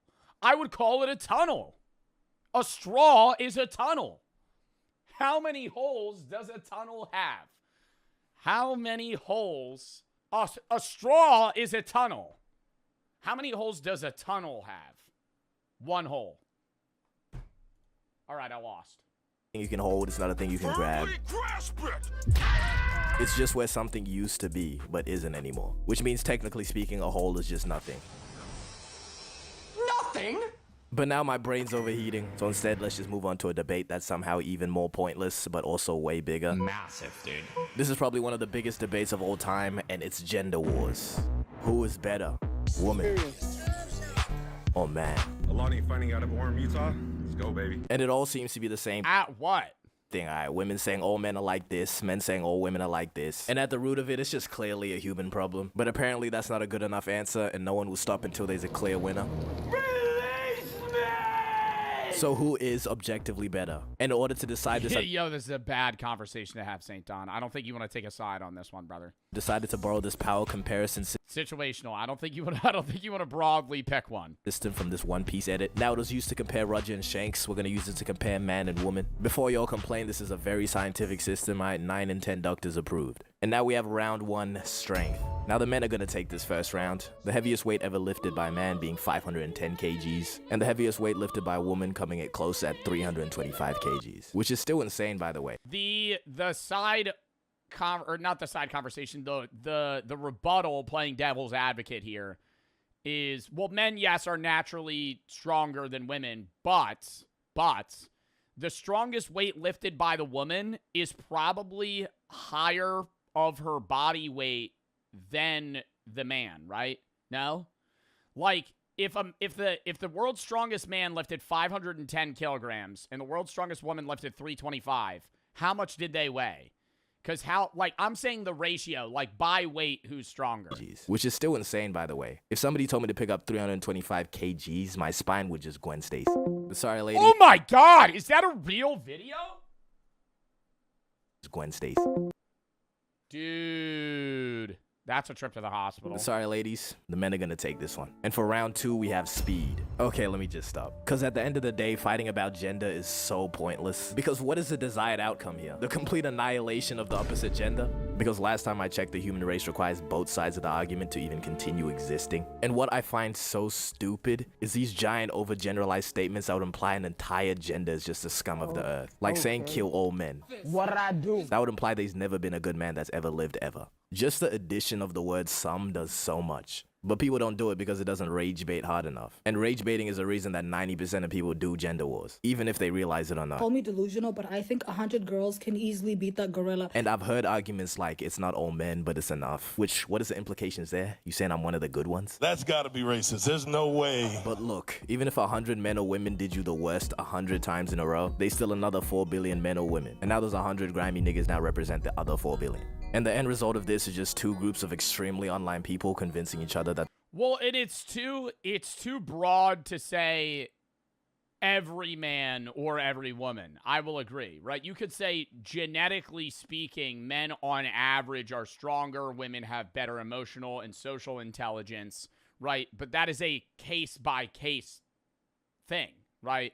Like, I am weaker than a lot of women, but I'm stronger than a lot of women, right? And vice versa for every man. The opposite gender is a different species. The older I get, the more I realize that women are humans. But finally, for our last debate, this one... Bro, what? The older I get, the more I realize that women are humans. The older I get, the more I realize that women are humans just like us guys and are excited for the development, for this development. Bro, what? But finally, for our last debate. Like, how did he not? This one might actually be the stupidest one yet, but the question is, if you punch yourself and it hurts, are you weak or strong? If my grandmother had wheels, she would have been a...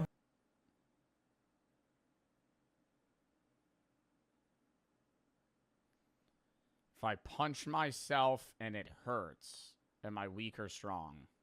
Both. Test it out.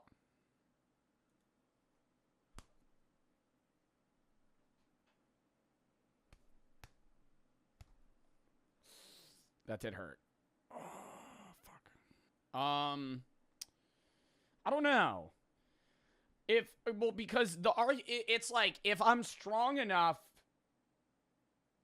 if it doesn't hurt, then I'm too weak to make it hurt. But if it does hurt, then I'm too weak that it did hurt, but I'm strong enough to make it hurt. I don't know. I feel like it's a glass cannon type of thing. Bike.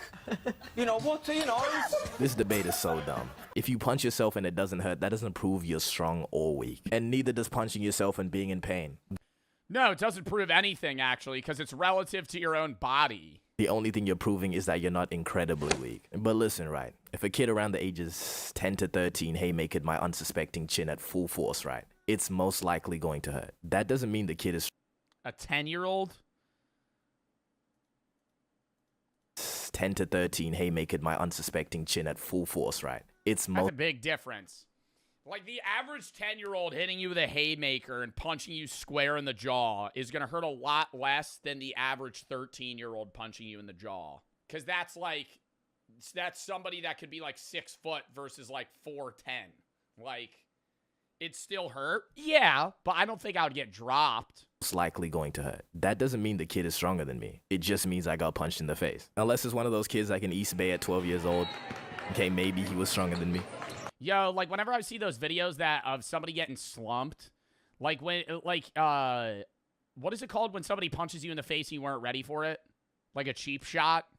Like, whenever I see those videos where somebody, like, they'll be in an argument and the dude just decks him. Yeah, like a sucker punch. I'm like, that don't prove that you're stronger than that guy, you know? And there's certain instances where I'm like, okay, yeah, that guy had it coming to him. But when you sucker punch somebody, that doesn't mean, like, you're badass. It's like, you guys didn't fight. Like, you kind of just hit him when he wasn't prepared. Who the hell is 6 foot at 13? This kid right here. Me. I was like 5'11" or 6 foot when I was in, like, 7th and 8th grade. Also, if I was to swing full force at Eddie Hall, form is strongest. That's why I have stretch marks all over my body.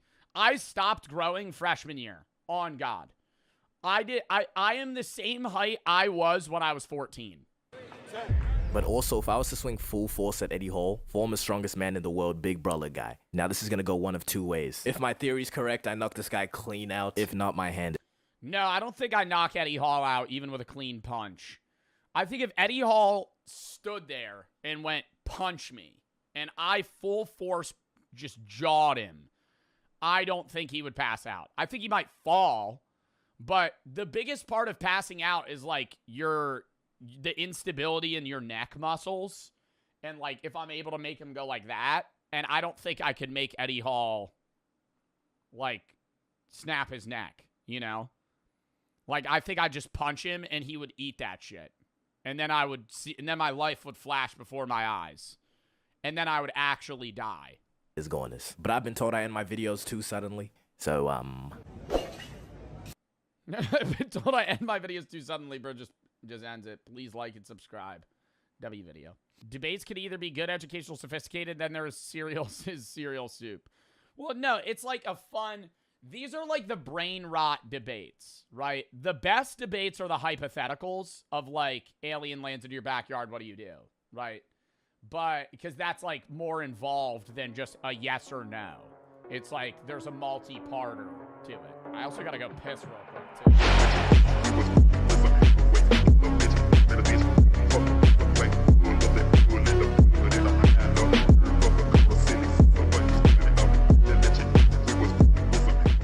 Horror film last words.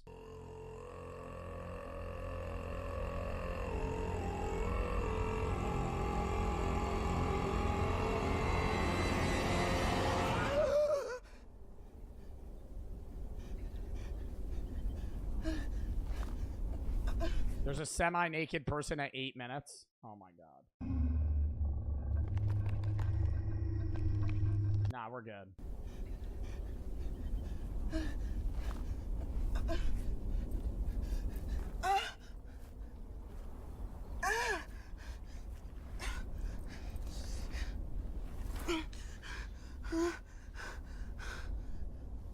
She's gonna be like missing a foot. Oh, no. Yeah, she got scarlet rot.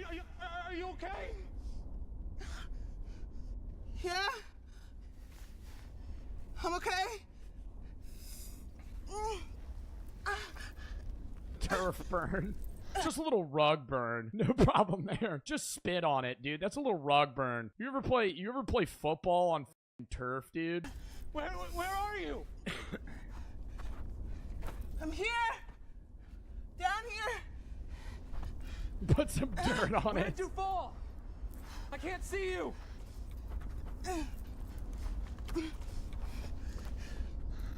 Ah, there you are. God, are you hurt? Yo, he gonna die. Okay, but definitely messed up my ankle. There's no way she fell from that distance and only just hurt her ankle. You would break both of your legs. Can you walk? Kinda. Okay. Okay, I'm gonna find a way down there. I'll come You to you. look like a broken Mr. Potato after falling from that height. You, okay? Don't move. Hey. Yeah. Definitely not going anywhere. Bet you just go sit on a rock right there. That's where I'm going. I'd be more scared about, like, mountain lions out here than, like, horror shit. I'd be worried some animal would come fucking maul me.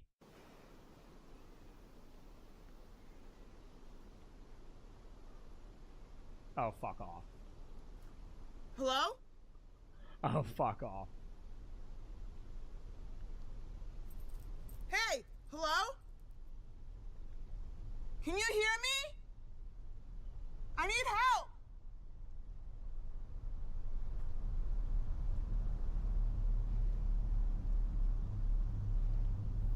No! No, no, no!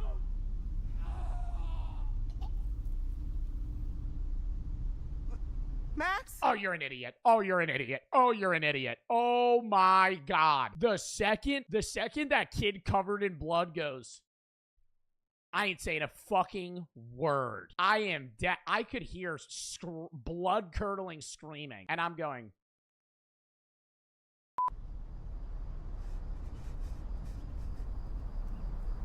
he gonna be gone. Oh my god. I'll walk up to him, ask him to show me. Yo, no way. No way she's still talking. That ain't her. That ain't her. Or that ain't him. That ain't him. I'm coming. That's a skinwalker. It's impersonating them. She's dead as fuck. Where are you? No, God. Where did you go?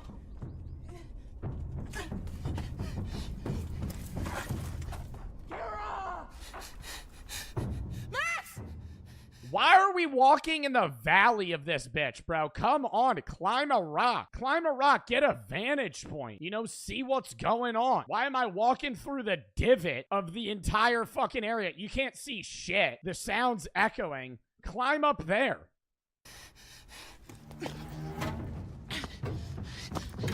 Max! What happened? Oh my god, it's the kid again.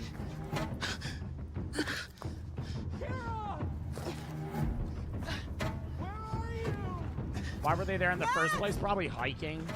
And she fell. Bro.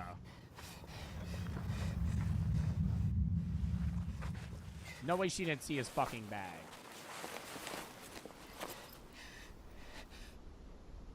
Max! Dead. Oh my god. He's dead as fuck. He's dead as fuck. Don't even look at him, bro. He's gray. Leave his ass to die. Leave his ass. And right, I swear to God, if she says another word, right there, if it hasn't clicked, that's a, okay, I need to shut the fuck up angle. She about to be like, Max? I hate when they do that in horror movies. Max? A decapitated body. A decapitated body. Wake up! Max. Yeah, shake him awake. Yeah, shake him awake. Looks like he's been dead for 6 years.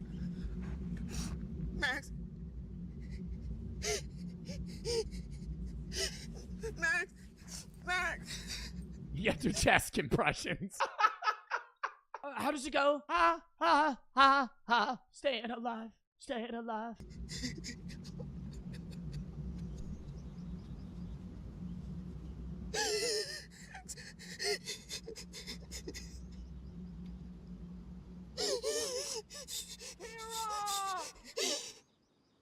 I swear to God, if she fucking turns and thinks that's him. Oh my God. Yo, he is dead as fuck right there. He's dead as shit right there. He's gone, okay? If she fucking turns around and tries to follow him.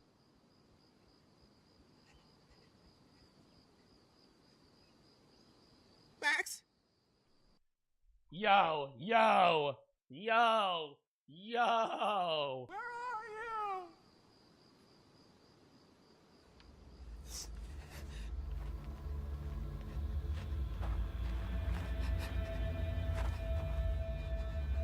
What the fuck is going on? Help me! Please help me! I can't see you!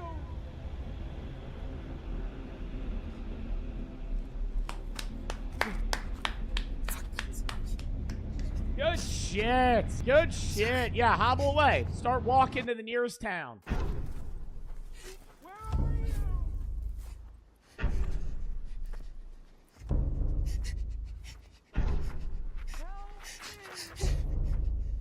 She's walking like a zombie.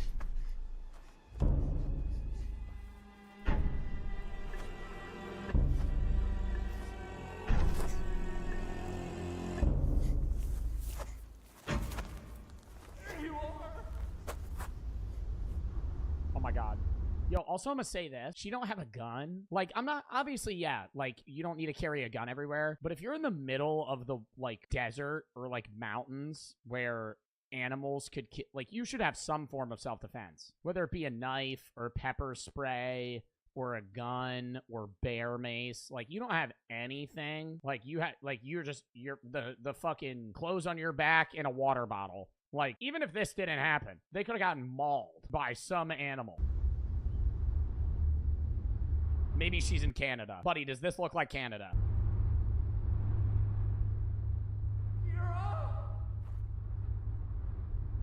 swear to God, why are we even looking in there? Why are we even looking in there? I'm not looking in the cave. In what situation is this guy going to the cave? I'm gonna keep fucking walking. I'm gonna keep fucking walking. Hell, I'm gonna start walking in the opposite direction. Oh my God. Max? No.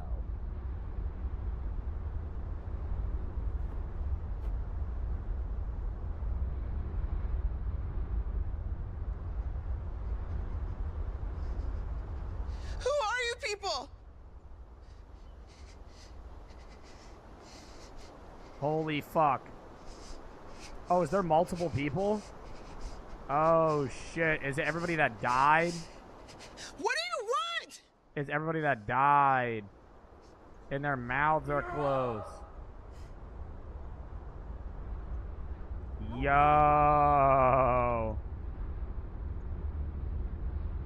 I'll come to you. Is she walking in the cave right now? Bro.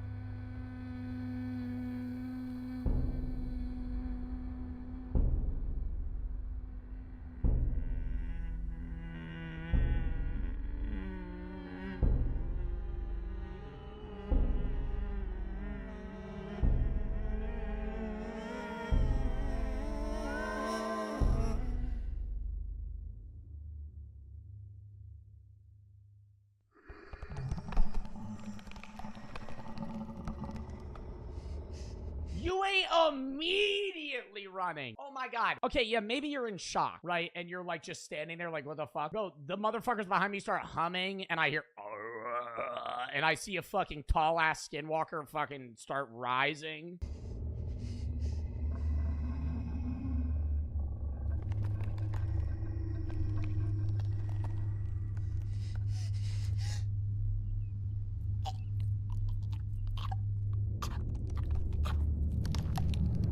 Also, like, the fuck is screaming gonna do? You're like fucking 30 miles from land. Like, she just backed up and her immediate response was just to go, ah! Like, anyone's gonna hear that and come to the rescue.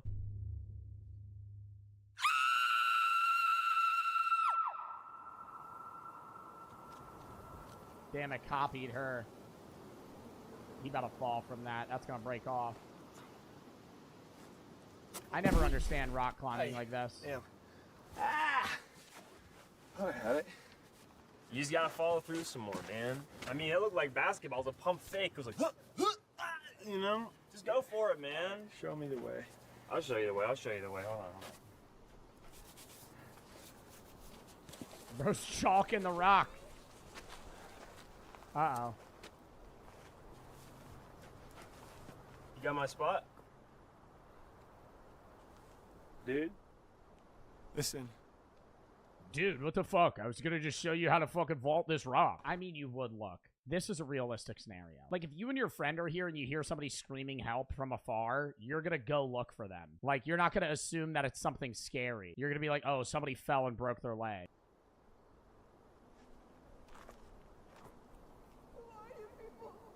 Come on, man. Someone needs help. Oh, that was like right then. We're coming! This was Just literally keep like talking! Same time. This isn't later on. Wow. Good ass video.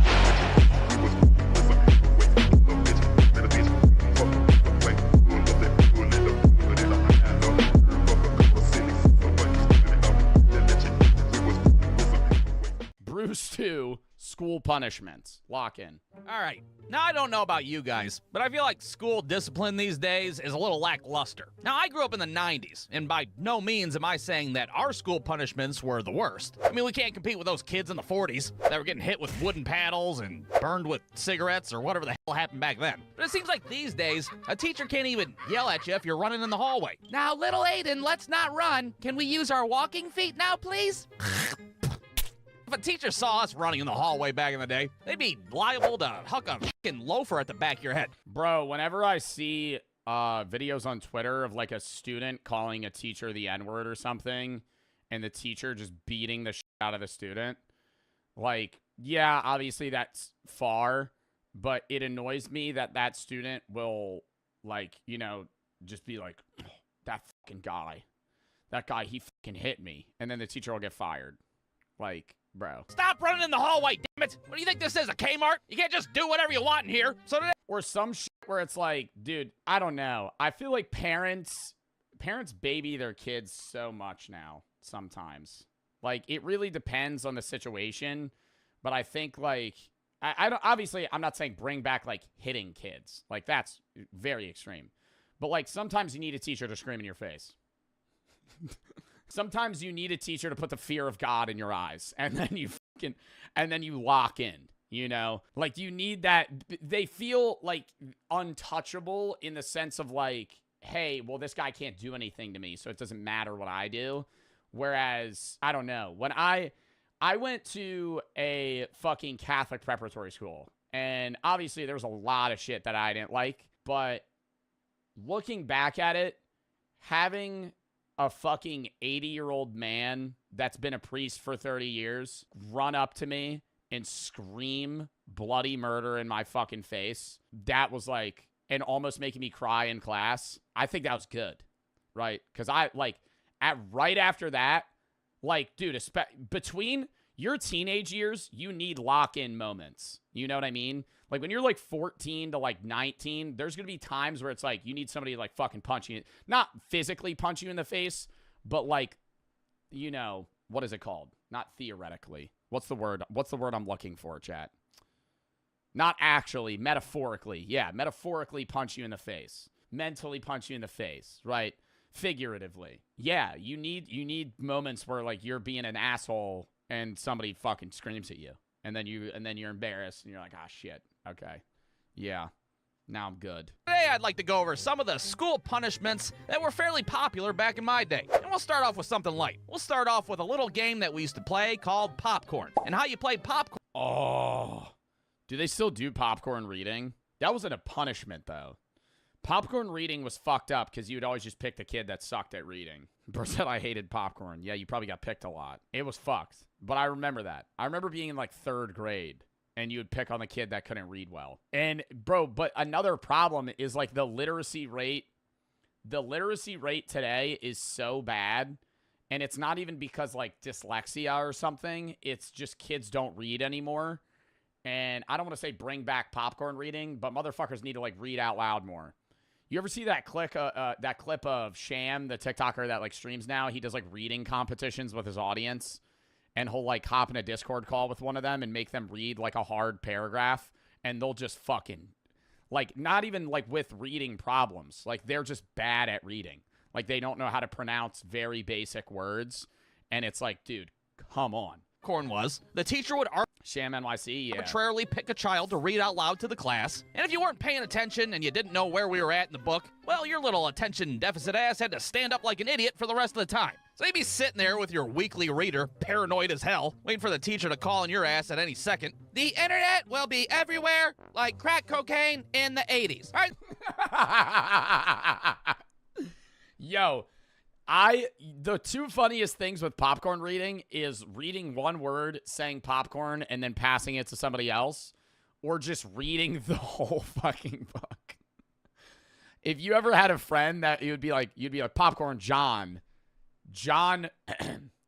clears his throat, you already know he's about to read for fucking 15 minutes. He's just not even, and then out of nowhere, right? Everybody's lost track. They're just like, this guy's reading now. He's just going to read the rest of it. He just goes, popcorn. Everybody turns. Wait. Until the teacher stops him. Or he makes you, like, relax and you think he's not going to call on you. And then he says popcorn and says your name. All right, that's enough, Eric. Shut the fuck up. Rupert, it's your turn to read. Read, Rupert, read. Oh, shit. Rupert, were you The worst part about popcorn reading, though, is you don't understand anything that you're reading because you're so focused on not butchering the words because the whole point of popcorn reading is pronunciation, and people are going to make fun of you if you stutter. So you're never actually absorbing any of the reading info because when you're reading, you're just focusing on pronouncing the words right. You're not actually absorbing the information. And when you're not reading, you're just worried about the next time that you're going to get picked. So you're not paying attention to the reading. I remember we reread Romeo and Juliet popcorn style, and I did not pay attention to a single part of that entire book. fucking off and not paying attention. No, I was just, and we, after each pair, like after each chapter, we would talk about what we read, and I would just be blank, dude. I'd be like, I have no idea. And I was one of the people that read fucking 3/4 of the goddamn chapter. I know where we're at. Hold on a second. Rupert, you are fucking with my emotions right now.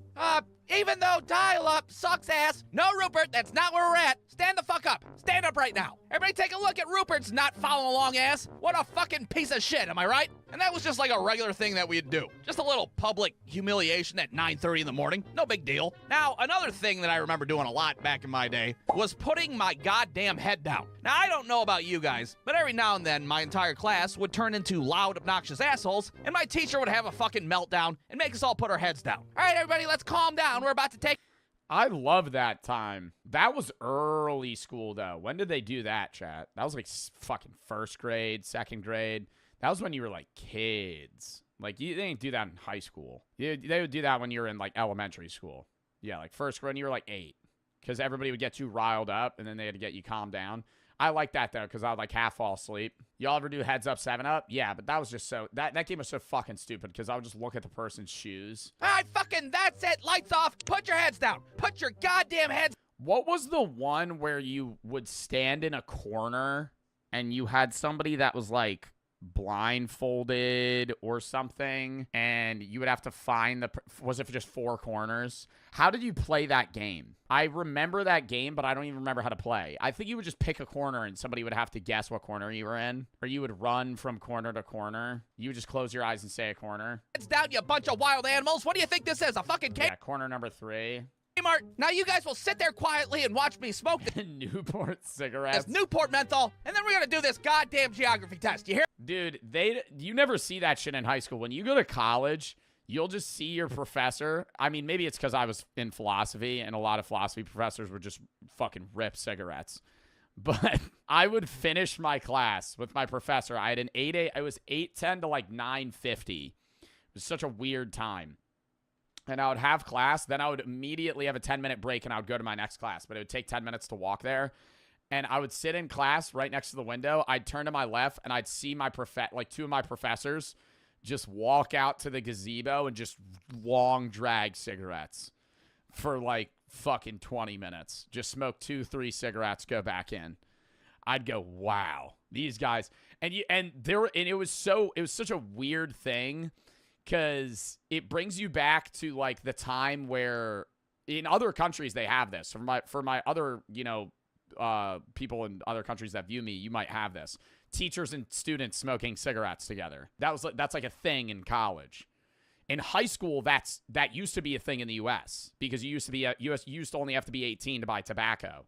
But now you have to be 21. But in other countries, you can be 18 and smoke cigarettes, and teachers in Europe and students will just smoke cigarettes together. Then we just sit there with our heads down for an indefinite amount of time, like we're hostages in a fucking bank robbery. You don't do that? I don't smoke cigarettes. It'd be like, I smoked a joint in a gazebo at college, though. I don't even know if that was even allowed. I never said that. I remember we got done class, and I had another class. That was the only time I ever got high in class. The only time I ever got high in class. We had another one, and it was like a presentation day, and I was already done. So because I always say this, always go first in presentations. It's the fucking best, because then you just get to sit there and watch. I finished my presentation, and it was like, fucking 3 weeks of this shit, because you only have class twice a week. Only 2 presentations go a day, and you have fucking 40 kids in your class. So we finished my 8 a.m., and then I have another class after. And my friend that's another philosophy major, and you got to keep in mind, half of the class isn't philosophy majors. So I don't know the majority of people in my classes, but this was my junior year. And we finished up, and I knew probably 4 or 5 kids in my class. And one of them goes, dude, you want to go smoke real quick? I'm like, sure. So we're just fucking standing there. My professor walks by. He walks up to us.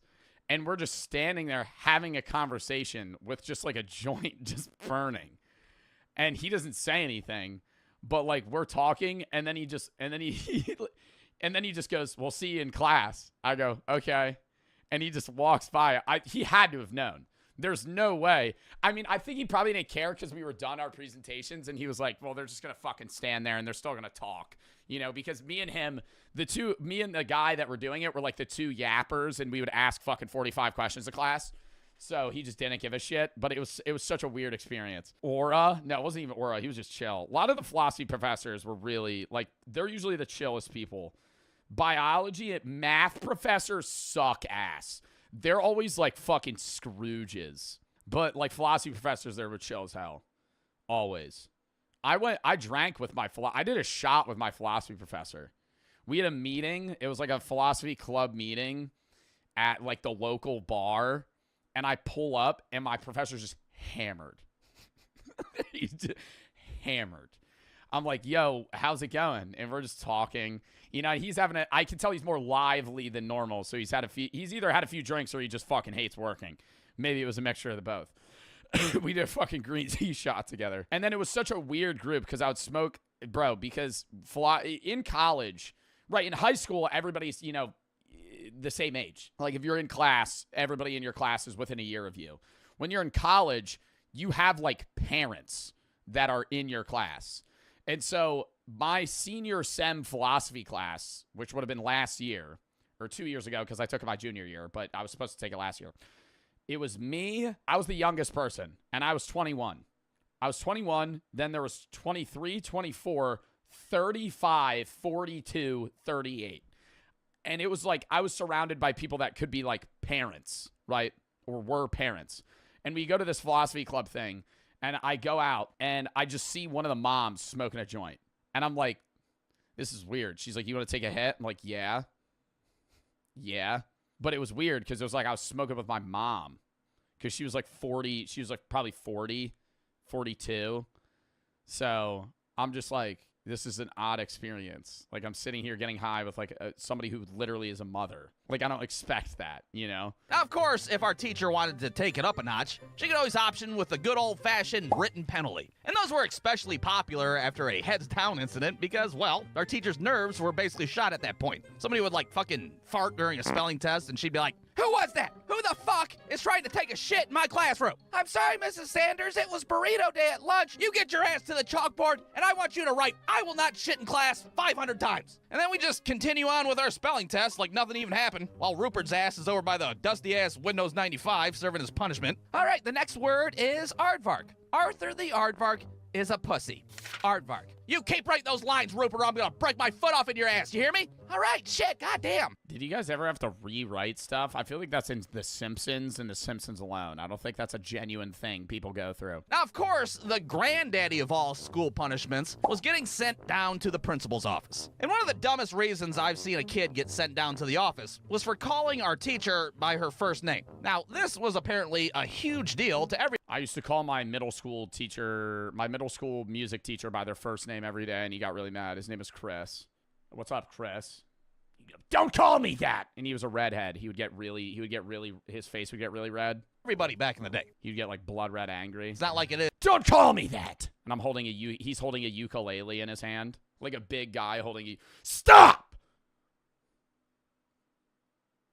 Over the rainbow. No, to us, our teacher's first name was like this giant mystery. We didn't even know if they had a first name in the first place. Well, imagine our surprise one day when we're standing in line at lunch and we see a paper taped up on the wall that has all of our teacher's first and last names printed on it. Well, this blew our little fucking minds at the time, that's for sure. Holy hell, Mrs. Sanders' first name is fucking Becky? Now, I don't know what possessed this kid to think it was a great idea to address our teacher by her first name, but it didn't go too well, needless to say.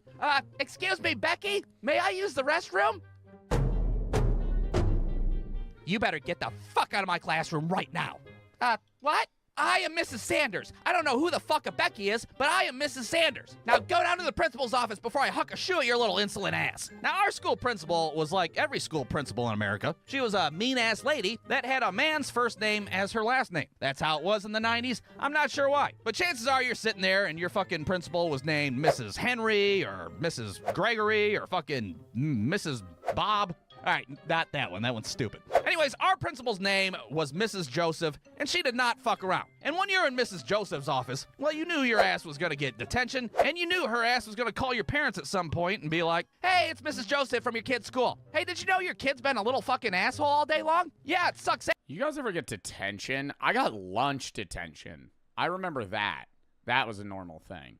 Where you would have to eat in the teacher's room. And they'd always bring out the fucking grossest lunch. It'd just be like a whole tomato. You see the teacher, a whole tomato and ranch.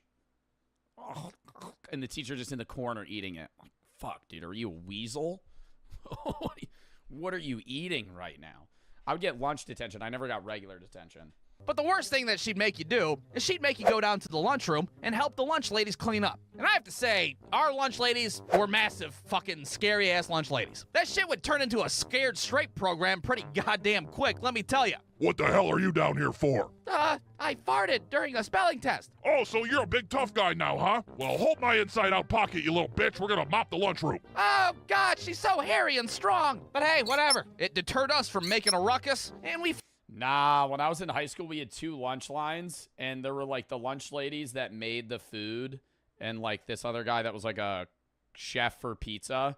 And if you took more than, like, 2 slices of an individual, like, piece, he would scream at you. And there was one time where I took a slice, like, with the thing, and I put it back. He was like, if you take the slice, it's yours! You have to take it! I'm mad as shit. I'd be like, fine, bro. Grab it. Then you would go into the 2 lines, and one of the ladies was really nice, and she would let you go into, like, debt. Because we had these stupid cards that we had to, like, put money on, and you would pay with that card. It was like a school lunch credit card. And you would go into debt, and you were only allowed to go in a certain amount of debt. And it was like $20 or something. And one of the ladies would let you go to, like, 100 in debt. The other lady, if you were, like, $1 in debt, she would literally not give you lunch. She would be like, no, you have to put shit back. Like... Sorry, you're just not eating. So in the end, I suppose I should be thankful for going to school in the 90s. I remember I had one friend, he was like $220 in debt. And they would make announcements. They were like, if by March 1st you're in this amount of debt, you can't get anything else. Right? Like you or your parents have to pay off blah, blah, blah. And he would come up to me. He'd be like, bro, let me snag a cookie, dog. He'd be panhandling across the fucking, like, the lunchroom. He'd be like, yo, let me get a fuck, bro. Are you going to eat that? Was he poor? No. No, bro. He sat at my table. He was a fucking well-off. I mean, he wasn't rich, but he was fucking, like, I know his parents had enough money to pay the debt. He just didn't do it. I don't know why. Bro, let me snag a cookie, dog. No. It's right there in the Goldilocks zone of school discipline, if you will. I mean, we weren't on one end of the spectrum where teachers talk to you like they're a fucking Teletubby, and we didn't have... I ate so unhealthily in high... Sorry, I keep pausing, bro. This is a 5-minute video. I made a 30-minute video. When I was in high school, dude, I used to eat so unhealthily. I've said this before. I would wake up, eat cereal for breakfast, like Cocoa Pebbles, like 20 grams of sugar. Go to the first 2 periods. We had a 15-minute break. I would get a fucking sausage, egg, and cheese, put 2 hash browns on it, and get 3 cookies and a Powerade. And that's however much sugar that is, and fucking saturated fat. Then I would go another 2 or 3 periods we had of lunch. I would get like if it was like a cheesesteak day, I'd get a Philly cheesesteak, baked Lay's, 3 more cookies, and a fucking body armor. I'd slam that. Then I'd fucking have track practice after, and I'd grab, like, a bag of chocolate-covered pretzels and fucking, just a big water for practice. And I would go there, and I'd be, like, lifting no problem, and then we'd have, like, 800-meter repeats, and I'd feel like I was going to throw up, and it never crossed my mind, wow, maybe I feel like shit because I just ate, like, candy all day, and now I'm running 3 miles, and I feel like I'm gonna throw up. Shocker. The end. Bruce. Wow, that was a fun video. I enjoyed that. All right.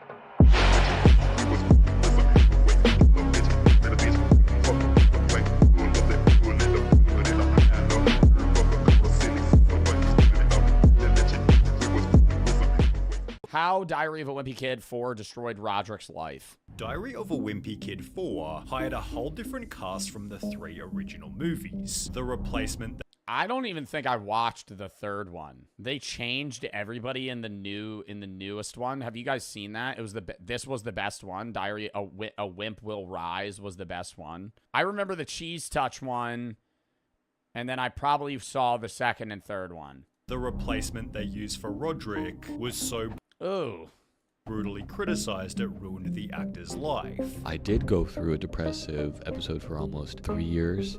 Wait, they changed Roderick and then people got mad at him? I mean, that's not his fault he got cast. Afterwards, and it kind of ruined my acting career. You see, the original Roderick set the bar extremely high. He was Yeah, this guy's a fucking goat. Wasn't he in the Oppenheimer movie? I don't even know his name. wasn't this guy in Oppenheimer? Yeah, I think he was in fucking Oppenheimer. What is his name? Devin Bostick. Yeah, Devin Bostick played Seth Nettermeyer in Oppenheimer, a physicist who worked at Los Alamos during the Manhattan Project. See, dude, there were so many people in Oppenheimer that you probably just glanced over, but they were like childhood actors. He's in the film. He's in the film for a bit, too. Not even just like one scene. OG Roderick was the cool big brother that everyone looks up. Yo, also, whenever you watch the film, like if you rewatch Diary of a Wimpy Kid, there's a few clips where they're talking about like, oh, we're going to have unlimited soda and all this other shit. It's like insinuations of them getting drunk, right? And other shit like that. Like, and all the stuff Roderick does, it's like him being like a cool teenager. But like, they're just trying to basically, in a kid way, saying he's getting high on drugs and doing pretty bad things as a teenager. But it's like, oh, loaded diaper. It's the van and it smells weird. Very relatable as a character. In most Diary of a Wimpy Kid character tier lists, Roderick is often placed in top position. Roderick is the best Diary of a Wimpy Kid character by far. I think he's the only one that's not annoying. Maybe Rowley. I think Rowley's kind of funny, but I think outside of that, everyone else is annoying. Especially the kid. He's going at us. Best character in the series. What is that kid's name? Oh my god. Fragley? Yeah, fuck that kid. No, Manny. Yeah, Manny sucks. And then a Reddit post asking what's your favorite Diary of a Wimpy Kid character. About 80% of people said Roderick was the best. Much of the character's charm was aided by the actor, with people even calling it the devil. Well, he played the role perfectly. I think Devin Bostick looked and played the role of a rebellious teenager in a kid's movie where, you know, he looks kind of like a goth band guy and also, you know, just breaks the rules. And even as an adult, you can still relate to Roderick. He played Roderick into an unbelievably likable character, but Devin Bostick couldn't play Roderick forever. He was already 19 in the first Wimpy Kid movie, and would have been 26 if he appeared in the fourth. Greg Heffley faced a similar problem. Whilst filming the first movie, he was only 12, making him 19 with facial hair by 2017. Creator of the series, Jeff Kinney, said, "The Wimpy Kid movies are different from Harry Potter, which..." And you know what they should have done? Stopped filming them! Why make another one? Why make another one? Why are we making another one? The actors are too old? All right, retire it, bro. Retire it. It's done, right? 3 movies. We got the trilogy. Why the fuck are we making a 4th one? Main character Greg It's for money? Yeah, no shit. But I'm saying whenever they do that, it always flops and then ruins the franchise. Frozen in his pre-adolescent amber. You cannot continue to play a wimpy kid when you have muscles and a deep voice. As a result, for the 4th movie, they'd replace the entire cast. Bro. Dude. Like it feels like a weird alternate dimension movie. Like, why are they doing a 4th one? What's the plot of the 4th one? If it's not a continuation in chronological order, why would they? Is it just to base off of one of the books where it's supposed to just be a different film of one of the things that happens? It's a road trip, dude. But then, even then, I don't know.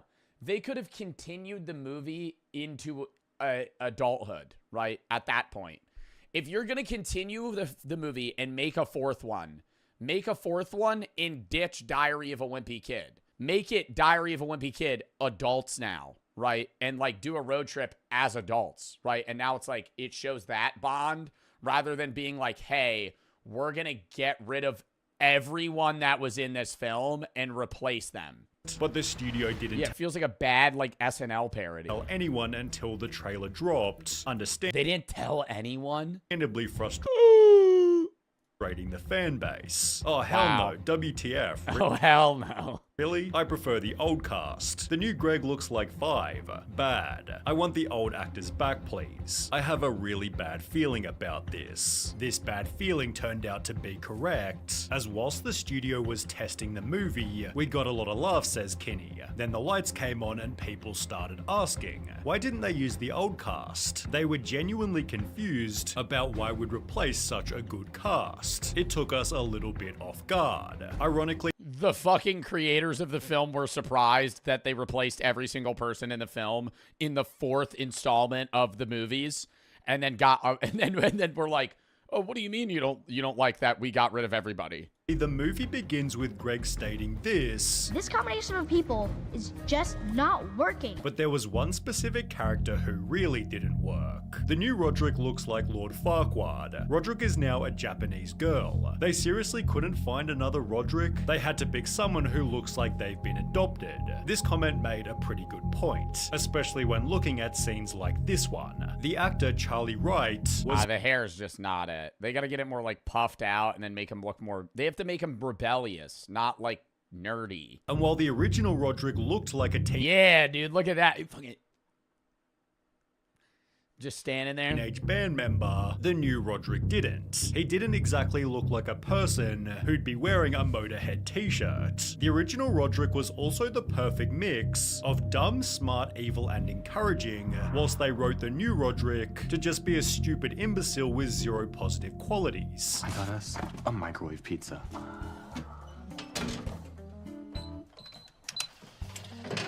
I mean, that's just their fault for casting him. They probably had a bunch of people try out. Being only Charlie Wright's 4th ever acting role, his overall performance wasn't exactly amazing, and the internet was quick to let him know. They first mocked his appearance through physical comparison. The Joker, Michael... I don't know. I just don't like how they did his hair. I think if they just changed his hair a little bit and didn't have it like puffing out like that, then it would have just been fine. He could have played a better Roderick. Jackson, Lord Farquaad, Lil Tay, Johnny Depp, Edna from the Lil Tay. Ooh, yeah, no, Edna from The Incredibles is kind of the hairstyle. Incredibles. Leafy is here, the chef from Ratatouille, Randall from Monsters Inc. The new Roderick even looked like a kid the old Roderick would bully. Whilst all of this was happening, hashtag... Yeah, why didn't they just do the same hairstyle as the old Roderick? Like, then it would have worked. Like, I'm so serious. Like, yeah, they would have gotten complaints about, like, the new Roderick not acting like the old one. But if you just made them look similar in style, you could have just panned it off as, like, okay, you know, he looks like a dweeb with that hair. But, like, if they just changed his hair, it would have been fine. Hashtag not my president was trending on Twitter, which people adopted and parodied to read hashtag not my Roderick. It was photoshopped onto some paper held by Devin Bostic, leading the hashtag to go mega viral. It gained over 200,000 individual Instagram posts, all of which roasting 4th movie Roderick in their... Did they ever explain themselves? They already did. They said it was just because he was too old. All the actors started getting too old. So he went from your daughter calls me daddy to can I talk to your manager? Hashtag not my Roderick. You versus the guy she tells you not to worry about. Name a bigger downgrade, I'll wait. People value the old Roderick more than ending war. Okay, no they didn't, bro. Like, people valued the old Roderick more than stopping world hunger. No, it's a meme. It's a meme. Nobody was sitting there actually saying they would hit the blue button in this scenario. World hunger, and even re-edited the second movie to have old Roderick roast new Roderick. Oh my god.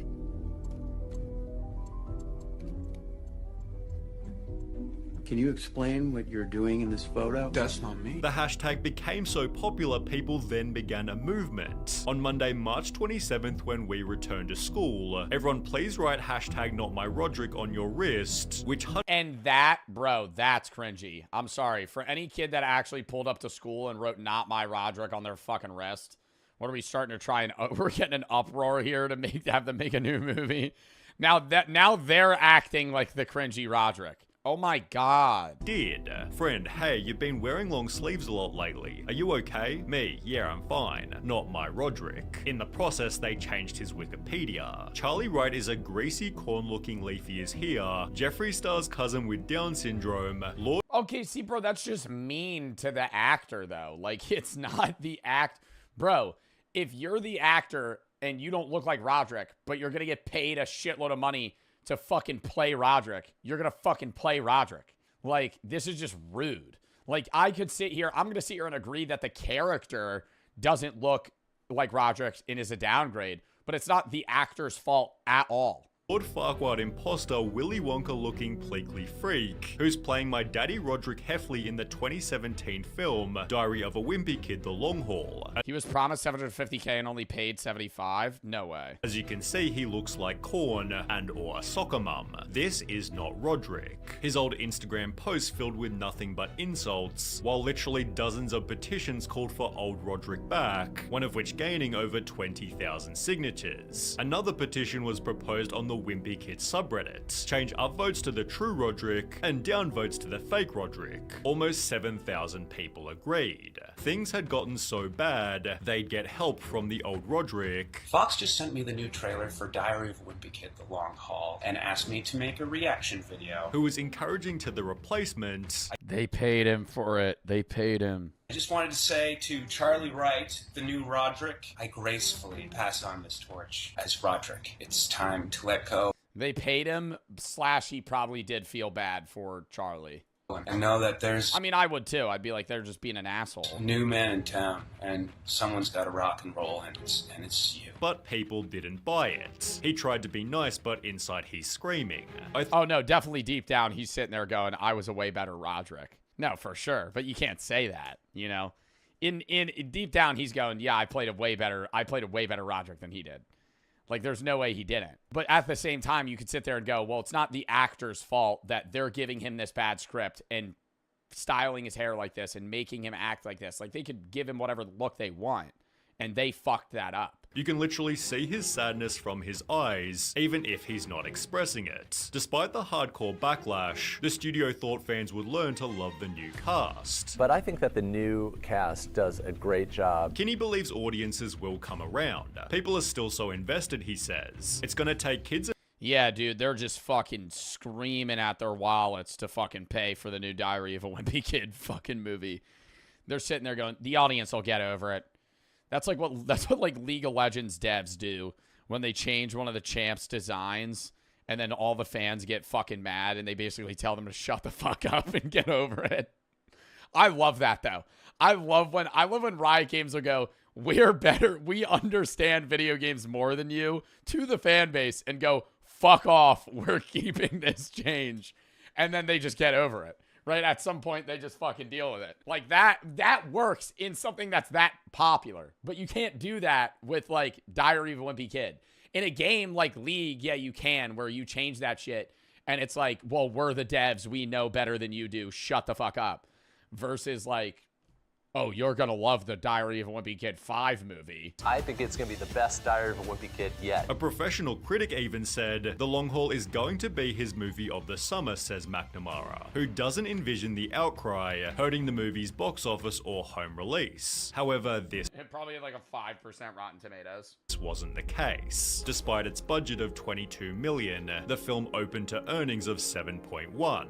It received just 4.3 stars on IMDb, and a measly 19% on Rotten Tomatoes. Hey, that's better than Dude, Where's My Car, and that's a great film. Film is unwatchable. I suffered through 91 minutes, which somehow felt longer than the extended edition of Fellowship of the Ring. The new cast was horrific, the script was aimed at toddlers, and the acting was the worst that I've seen in recent memory. The movie was further blasted in videos such as this one, with 24 frames of Nick stating, I legit almost puked while watching this movie. I had to pause and rewatch the originals just just to keep my sanity. Jason Drucker, who played fourth movie Greg Heffley, explained he almost deleted social media due to the backlash, and he wasn't even the primary target of the hate campaign. So how did Charlie Wright feel? Well, 7 years after the movie first came out, he'd make his own YouTube channel and post a video titled Life is Not My Roderick. When the world found out that I was playing Roderick, Oh, I would have started crashing out on motherfuckers. I would have made a YouTube video and been like, fuck you guys. You don't think I'm the better Roderick? Well, I got the fucking bag for the movie. You guys can go fist yourself. And then, you know what they would have commented? Then they would have been like, this is the Roderick we wanted in the movie. Then they would have been like, if he like crashed out on them, like they probably would have been like, well, that's what we wanted. Like, okay, now I kind of like this guy. Weren't very happy. People just didn't like me. I don't know. It explained what had happened as a result of the hashtag. The random death threats were a little disturbing. And to have people saying that death threats? He got death threats for that? they wished I was dead just for doing my job and being in a movie was kind of crazy. Also mentioning they cancelled 2 planned sequels. The other 2 films that were planned to go ahead after this one were canceled. Meaning he missed out on a massive sum of money. So for the first movie, I made $75,000. Now, had we made a second movie, I would have ended up making $125,000 for that one. Okay, last but not least, if we made a third movie, I would have made $300,000 on that one. He'd therefore struggle with his mental health. I did go through a depressive episode. Yo, 75 grand's not worth. I thought he would have gotten paid like $500K. How is the budget $22 million if he only got paid $75,000 as Roderick? Wouldn't you assume? Okay, this literally goes back to the company themselves just being stupid and the director and all of them. Is in the first 3 films, Roderick is known as the viewer's favorite character. So instead of, you know, paying an actor an absurd amount of money to get somebody that's needed, right? I'm not saying he shouldn't have gotten this role. They could have done a better, you know, job at fucking panning him, you know, a better script and making him look better and all that other stuff. But also, you're only going to pay the character that the audience likes the most, $75,000 out of the $22 million budget. I would have assumed Roderick and Greg were the 2 highest paid actors. Years afterwards. Making leaving his house a troubling experience. How much did the Roderick from the 3rd movie make? Oh, God. Wait, no. Maybe not. It just says he's best known for his Diary of a Wimpy Kid role. I would have assumed he made more than that, though. Definitely. So I had this feeling that whenever I went out, people were either like judging me or hating me or laughing. He looks a lot more like Roderick now. Maybe he was just too young. You know, I think he looks younger. I think now he'd play a good Roderick. I think now he'd play a really good Roderick. Laughing at me. And as a result, he'd just retire from acting completely. It really was just the fucking haircut, dude. It kind of ruined my acting career. And to be honest, I never really liked acting. The saddest part, as suggested here, was that he didn't deserve any of it. His style for sure, dude. He should not have gotten hate for that. Was chosen by the production team. Yeah, so this wasn't my idea at all. I don't know why they decided to go with this weird haircut. I just remember going to the makeup trailer every day and having them put an insane amount of hairspray until it turned into like this really crusty, hard helmet bob. And as a result, everyone instead began to defend him. The internet owes you an apology, my man. Sometimes people forget that actors are real people with real feelings. Goes through a 3-year depression slump and comes back to forgive his undeserving audience. What a class act. Wishing you the best, Charlie. I do know nothing declared we should be ashamed. What I'm trying to get across is that we shouldn't have attacked Wright or anyone else. Our best option should have been to stay silent and not watch the movie because Wright is a human being. While Twitter began to state, while I personally... He's one of the guys that sent him a death threat. I know he's not. Imagine though, he's like, okay, maybe I overstepped there. Maybe I shouldn't have told him I was going to kill him for that. Personally hated the movie and the characters, including Roderick. Charlie Wright should never have received those nasty comments. Therefore, his positive attitude has been extremely admirable. Do you regret doing the movie? No, not at all. It was and still is the best acting experience I've ever had in my life, and I find myself very lucky to have been able to do that movie and Damn, dude. I didn't even know they made a 4th movie, bro. I'm going to keep it real. I feel bad for him, though. That sucks, dude. That was a good video, though. Also, chat, we are calling that there. W fucking stream. Sorry it was a short one.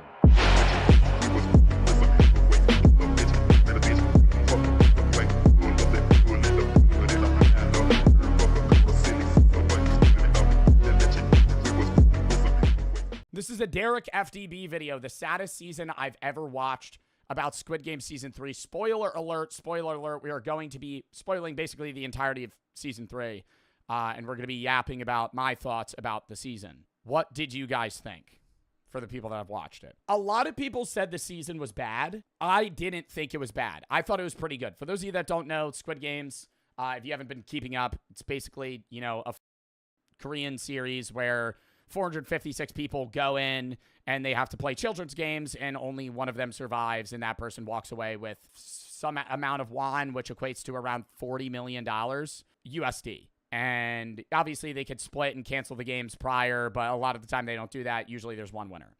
45.6 billion won, which is like $40 million USD. The winner of the first season, 456 right here, comes back, tries to end the games. It ends terribly.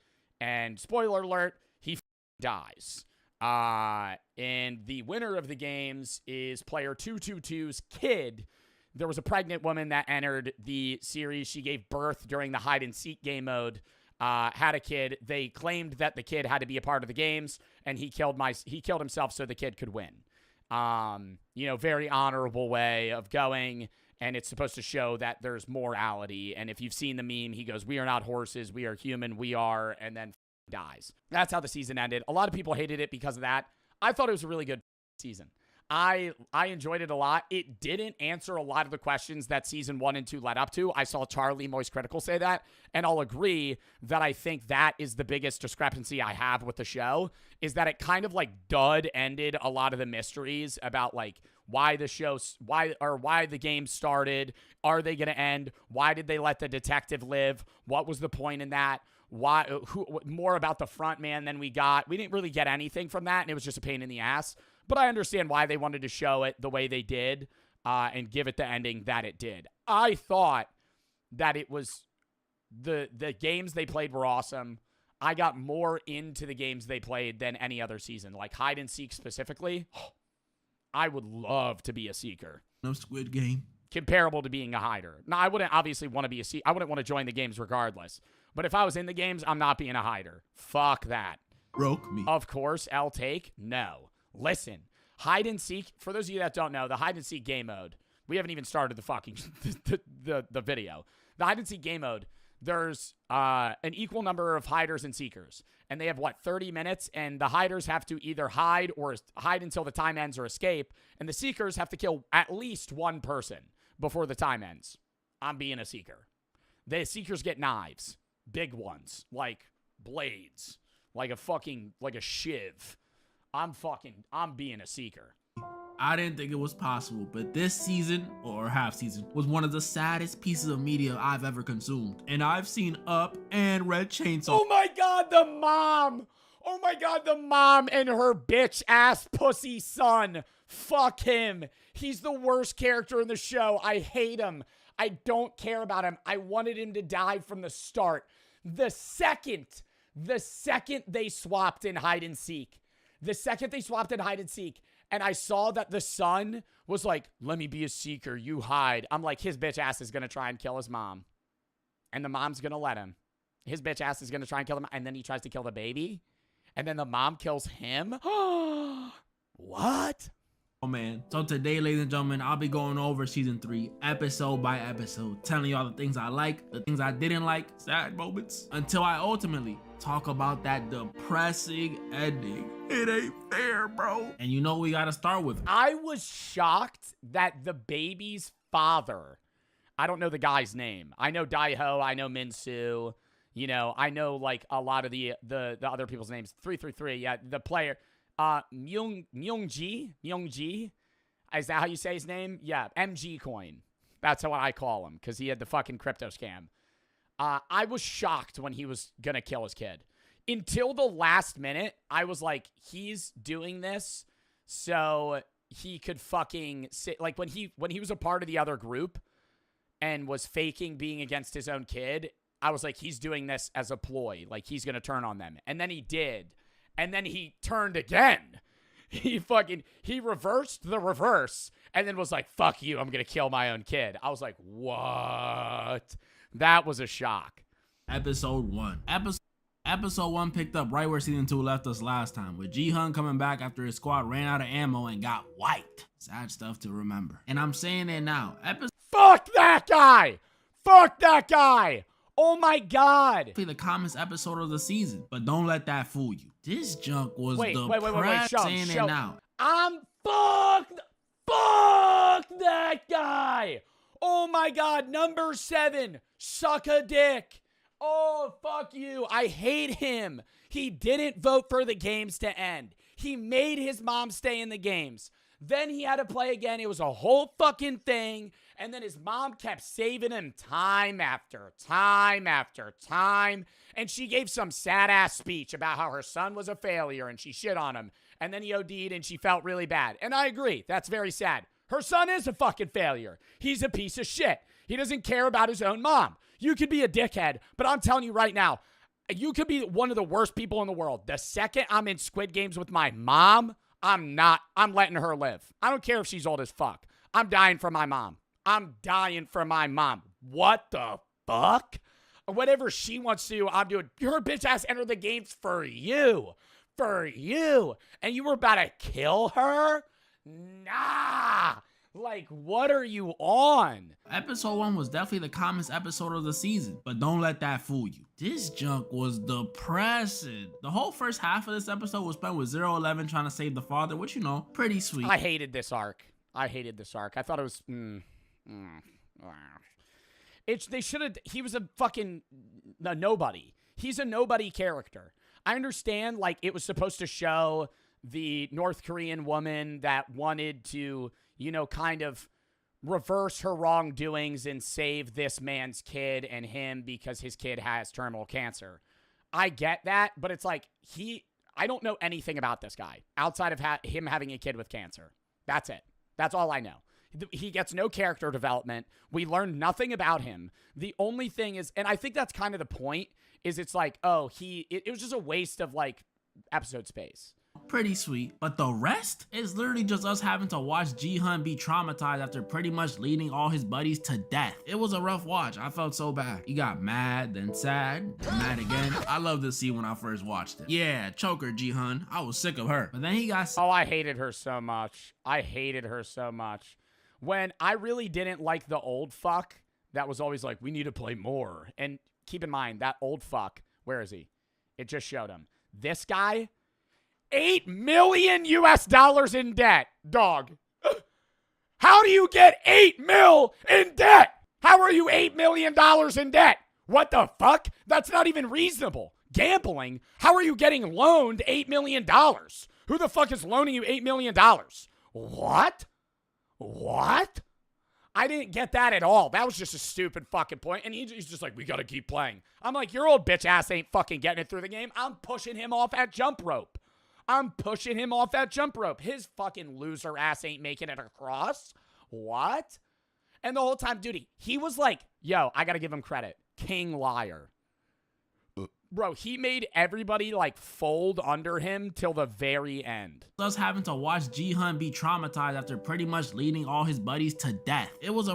Bro, and then MG Coin killed 120. Rough watch. I felt so bad. He got mad, then sad. Like, look at this negative aura. Look at this motherfucker. Like, perfect acting by whoever this actor is. But, oh my God, just like, why is he standing there like that? Just pissing me off. He got mad, then sad, then mad again. I loved to see when I first watched it. Yeah, choker Ji-hun. I was sick of her. But then he got sad again. So sad he wasn't even talking, eating, or moving. And then we got this cute scene of 140. Bro, the one scene, and I watched it with Brooke, and I feel like not many people probably noticed it. The one scene where he stared at Daiho until the very end of, like, the day. Like, he stared at Daiho chained to the bed for, like, 8 hours straight. And they showed that. It was like a time jump. And it showed him, like, at night, he looked at him, and then the day clicked, and he was still looking at him. And most people are probably going, oh, that was like he stared at him for like 2 minutes. No, he stared at him the entire night. Just imagine fucking like for 7 hours. 9 and 120 trying to cheer him up. They're both so sweet. They're both so. But the depressing vibe immediately shifted this episode when the sun reminded Ji-hun who forgot the magazines last season. Dae-ho. And I don't know about y'all, but the second that music switched and Ji-hun started staring at Dae-ho like he started the games, I got chills. I knew he was gonna kill someone. The funny part is after this, no joke, the rest of the episode was just Ji-hun staring at Dae-ho. And Hami really staring. Y'all know how little kids Bro, and they gave him eye bags. Staring when they see a disabled person for the first time? Yeah, harder than that. Obviously, other stuff happened too, though. There was some stuff on the boat that happened, you know, that side plot. Soldier. Bro, oh my God. What's his name? Something Choi. The guy that fucking had a gut feeling about the boat dude. He was my favorite character.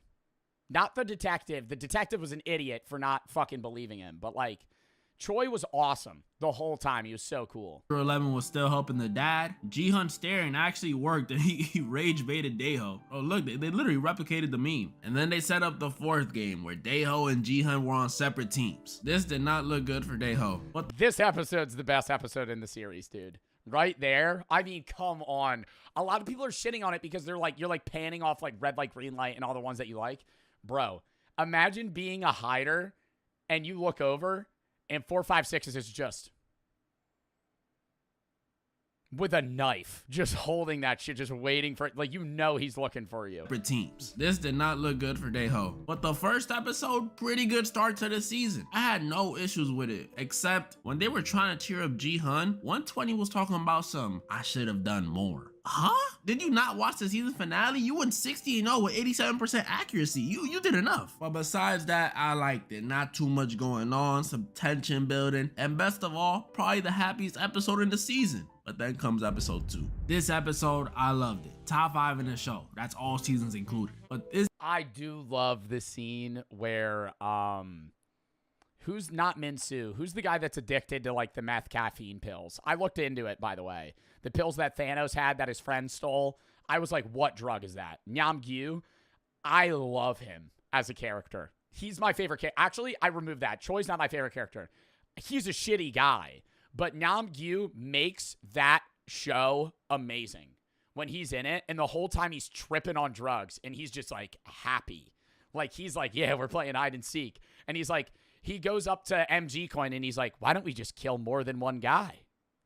And he's not, and MG's like, what? He's like, we only have to kill one person. But he's like, well, if we kill more hiders, then the seekers can't kill someone. And then 2 people die for 1. And MG Coin's like, oh. And then they just start, for the rest of the episode, slaughtering people. Slaughtering people. They end up killing 120, which was really annoying. But they just fucking, dude, they murder like fucking 15 people. This episode hurt me. Like, it had some funny moments, you know. Oh, this? And the scene where he covered himself in blood and Yam-gyu was like scraping the knife against his skin. Bro, he would have stab checked him and made sure he was dead. That was bullshit that he lived. Some of the funniest ones in the show, you could even say. But the rest of it... that shit was funny. Where she's like, it's this way, it's this door. And then all her stupid followers die. Some of the funniest ones in the show, you could even say. But the rest of it is really just pain, agony, and sorrow. In this one, they're playing hide and seek, which I don't think anyone would have predicted. And I got a list off of positive already. The music they used for this one, had that eerie but dreamy vibe. Felt like I was watching Coraline for a second. But yeah, this game, I loved it. I don't know how I would live as a hider. How would you live as a hider, chat? Fuck, man, you're cooked. The only fight... I'm thinking, because I couldn't tell based off the camera angles, were there ever any rooms with one door? I think I'd get like 2 people. I kept saying I'd get 2 people to go in a room with one door and just hunker down for 30 minutes. Hold that shit shut. They might try to break in for 5 minutes, and then they're going to give up, you know? Like, even if they stab the door, you're not breaking through a wooden door. Like, I would just press that shit. You have 3 big guys, you just go, woof, and just hold that shit shut for 30 minutes and you live. Not the outcome. 30 minutes of sprinting? Nah, you're going to run into somebody. It's like a labyrinth down there. But the game itself was amazing. Ji-hun was feeding for Daeho so hard that he almost killed someone else. I'm gonna be honest, the scene confused me the first time. I had to go back. The dynamic trio was together. That was amazing to see. So amazing. The shaman was leading her cult while faking hearing voices. She's so stupid, bro. And then Min-soo found the pills Thanos used to pop. This, I did not. I don't like Min-soo. I like Min-soo near like the end, but when he took those pills and he was like tripping and he saw the girl that died that he didn't save and he was like, do you know where she is? I'm like, oh, this motherfucker. Hey, get him out of here. You know, and the whole time me and Brooke are like, yo, he's got to be like a kid. The whole time I'm like, I kind of feel, I would get mad at him and then I'd be like, I kind of feel bad for Min-soo. He's probably like 19, you know, bad on his luck. He's portraying a 28-year-old. He's portraying a man half a decade older than me. I'm like, this motherfucker looks 15. And I was like, yeah, in my head, I was like, he's probably 19. Like, just like got in debt or something and now he's here. Or he was poor. No, Min-soo was 28 years old and was just too scared to do anything. I'm like, what are you fucking talking about? The actor's 30, yeah, but Min-soo's supposed to be 28.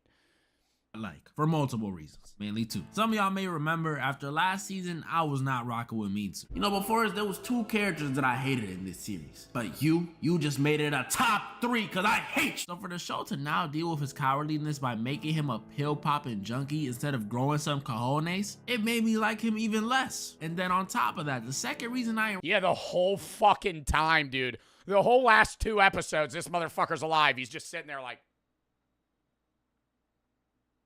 just shaking the whole time, sweating.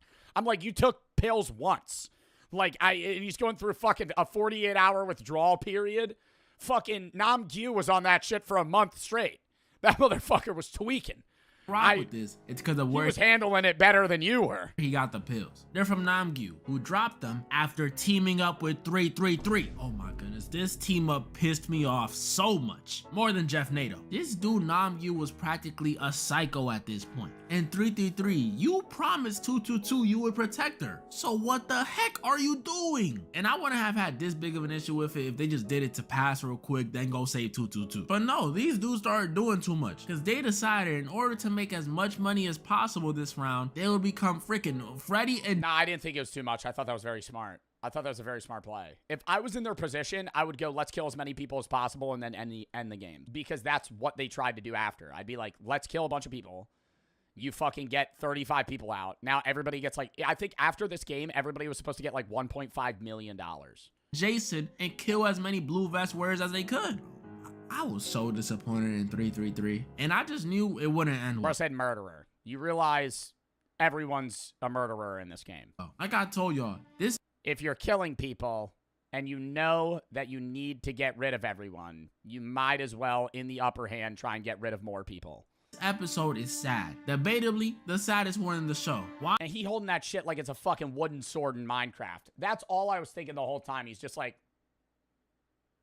fucking walking around.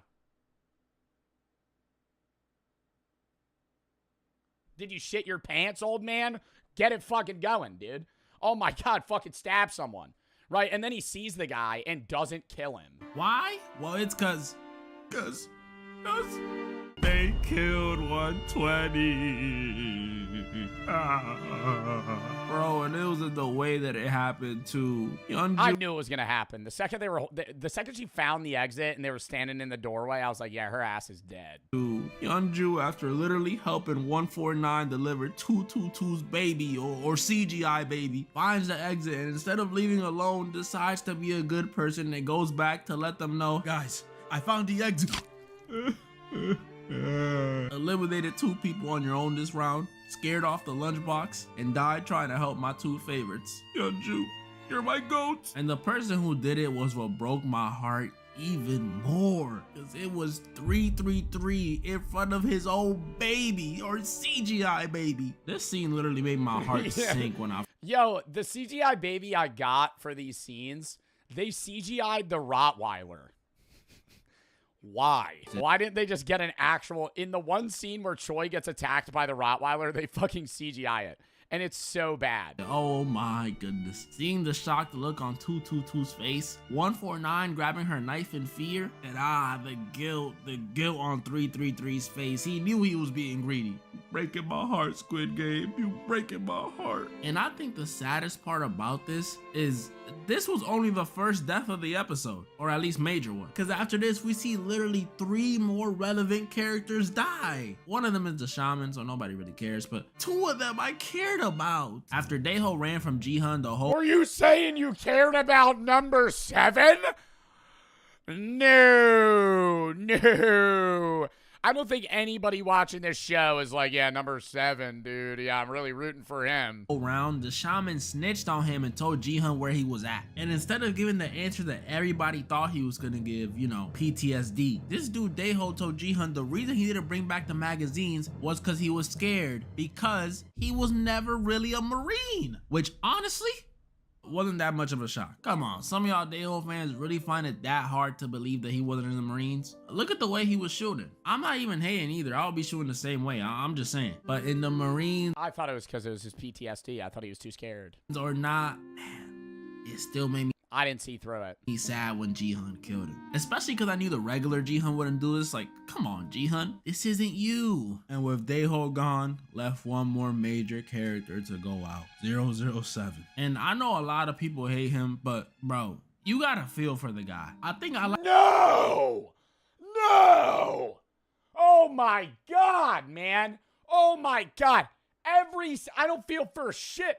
Bro, every single time, he's just like, oh, we're going to play again. I'm going to vote. The second his mom asked him to not vote to play again and his bitch ass voted to play again, I'm like, bro, you're literally fucking over your own mother. Like 120 more, but 007's death was definitely sadder. And his bitch ass standing there. That's what I'll say. And then the mom, greatest mom of all time, goes, kill me. Whoa. No. Because you know what it is for your own mom to kill you? Like, let's put the love out. I gotta say this, though. If I'm in this scenario,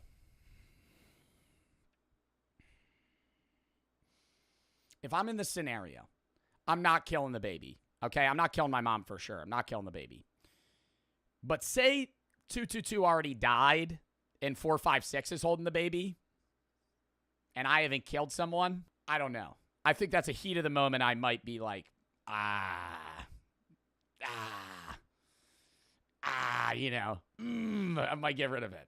For 222 aside a second. My own mom gonna literally backstab me for a girl she met 4 days ago? What? And some of y'all be saying he was gonna stab. Nah, I get that though. I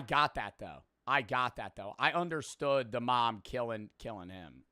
He wasn't gonna stab the baby, bro. But I think it was the right choice. Nah, he was about to stab the baby. His bitch ass was about to stab the baby for sure. Regardless, the son would have definitely put a player 69 because of the guilt he would have felt from killing my goat. But dang, man, was it sad. He apologized while he was dying. And then my viejita 149 crying, saying, don't shoot my son. It's a little hypocritical. You just stabbed him. But dang, bro, dang. That was episode 2. Like I said, some of the funniest, some of the darkest, some of the saddest moments in the whole show. And it's easily top 5. It had no boat scenes. Now, episode 3. Yeah, the boat scenes were low-key ass.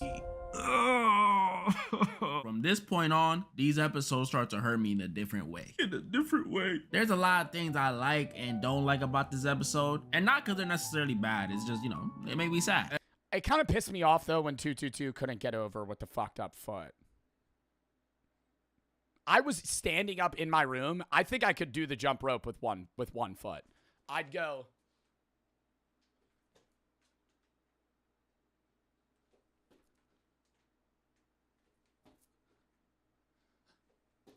You know, like, at least try.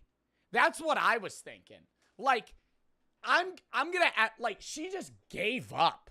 I'd be like, I'm the last person. I got a minute left. You know, why not give it a college try? If I'm falling off either way, might as well just run it. I understand the fear of, like, you're in a thin path. Your balance is going to be fucked up. You know, you're looking down and it's a big fall. You're probably going to be off balance. Still try. Except one thing. There's one thing that's actually horrible. But I'll start with the things I like first. We saw Soldier 11 successfully disguise player 246 as a soldier, and we saw her successfully threaten I know the gap. You could still jump the gap on 1 foot. Commander to give them a Have you ever heard of triple jump? child escaping. Round of applause, please, please. I'm not gonna lie, this side plot they built with her from season 2, already better than the boat stuff, already. And speaking of the boat stuff, this episode, after 15 years and 6 months of searching, they finally found a clue as to where the island could be. A general sense, you could say. We also saw, I know his name, I just don't want to butcher it. We saw him break into Captain Park's crib, where we saw the most ugly CGI. Yeah, no, this shit looked like a PNG dog I've ever seen. He looks like freaking Chop from GTA. But honestly, he's the best part of the boat plot, so shout out to him. And that was it for all the good stuff. Now it's the bad stuff. So this episode, they started the 5th game. That's the one with the dolls that we saw in the trailer. Y'all know what I'm talking about. But before that game even starts, they kill 149. I just knew it, bro. I knew it. She told that sad story to Ji-hun about her son. Oh wait, one more positive. She made Ji-hun move. And then they came in showing the casket. I didn't know how, but I knew she was gone. This stuff just hurt me because it literally came out of nowhere. She wasn't being rebellious. She didn't lose the game. She pulled up. This was like the one scene that almost made me cry. Was when she, you know. Here's 69. After this, they started the 5th game, which again, no one would have predicted. It was jump rope. I thought it was gonna be like some variant of red light, green light with trains or something. I feel like this shit seems a lot easier than they were making it up to be. Everybody was like, I don't want to go first. I don't want to go first. I'm like, dude, I kind of want to go first. You know? I don't want to see someone fucking fall off and then get more nervous. You wouldn't make it? What I didn't like was, yeah, the downswing was very fast. Like, if you look. I thought it was going to be like some... They started to fix it. It was jump. The downswing's very fast, but the upwind is very slow. If you sprint, maybe not even a sprint, a jog, I think you could get to the edge in one run. You go, it passes, you run to here. You jump, it passes over, you jump over, you jump again, you run to the end, jump, and then you're in. You get 4 jumps in, and you're done this shit. Bro, they would go.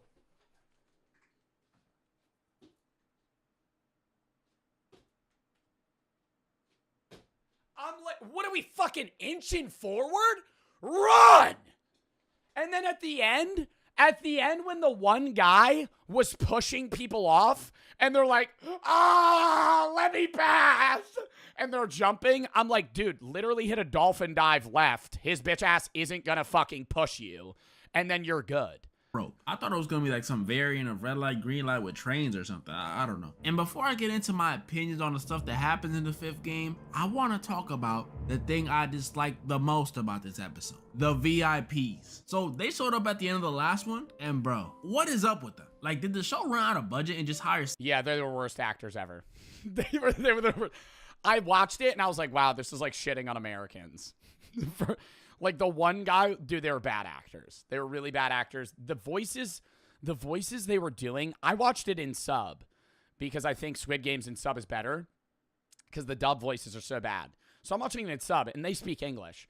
But I'm like, did I turn it back on dub? Because I'm watching it and it's like their voices don't match what they look like. It just sounded fucking so weird. 6 random English speakers in South Korea. Did they want to make the Korean actors look... Her especially. She would go, and I think that there's the next games going on there. I'd be like, dude, you're like a robot. Like, why do you sound like, what are you talking like that? Even better, so they hired someone off Fiverr. Yeah, they sounded like AI. I just don't understand how their acting is so bad. Like, I remember watching this and doing triple takes, trying to listen if they were doing some voiceover or dubbing for some of the lines. Because why are you speaking like that? Yes! Yeah, I had her specifically. The other people, it sounded like them. But it was just bad. I think they were supposed to be portrayed as just like really like dumb, stupid, rich, like English speaking people. But like it just came off as like, this is just bad. These are bad actors. They didn't seem evil. They just seemed stupid. Like the game would end and they would be like, why haven't they killed the baby yet? And then that would be it. I'd be like, there's no monologue. They're not giving anything of value. They're just like rich people wearing masks, drinking whiskey, trying to give this guy some sort of personality trait by being like, oh yeah, he's an alcoholic. And doing triple takes, trying to listen if they were doing some voiceover or dubbing for some of the lines. Cause why are you speaking like that? Anywho, yeah, the 5th game. This game was cool. It had some nice moments like Mitsu finally getting revenge on Namgyu in the most pathetic way ever. Like you really couldn't push him yourself. You had to throw the pendant on the bridge. You still a bitch. We got some clips of player. Nah, I kind of like that scene though. 100 pooping his pants, scared to die. And then he opened it up and there were no drugs in there. That was good. Love to see him suffering. And we saw Ji-hun make it all the way through while carrying the CGI baby. Man, he's so goated. He's so goated. But why is he carrying 222's baby again? This is something I didn't mention on purpose. The father. As y'all know, in this game, they were jumping rope. And as y'all know, 222's ankle got messed up last game. And this little dilemma was what episode 4 opened with. How was 222 gonna get across the bridge? 333 tried to talk to her, but she wasn't rocking with him no more. Ji-hun was gonna go back and get her, but she declined. And with no time left and thinking about the safety of her baby, because she's such a goated mom, such a goated mom. Jun-hee. No, I can't say it. I can't. No. Except 222 and 149. 222 on Doc G. Gotta protect her. And I still got 222. Depends on which games we play and what the games are in season 3. And also if my opponent is 222. I can't kill her.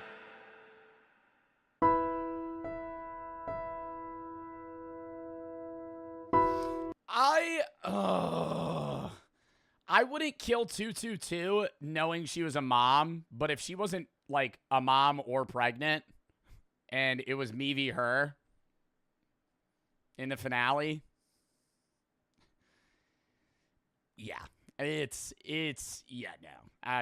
no, Joe, no, I'm killing her. I what the fuck? You went all that way and I'm like, she's just another, this is fair game. This is me v you. You're in the game. I think it's different when she's like a mom, because I'd be like, okay, now I have to die because you're a mother, right? And I'm just some guy that's broke that needed money, so I'm here. But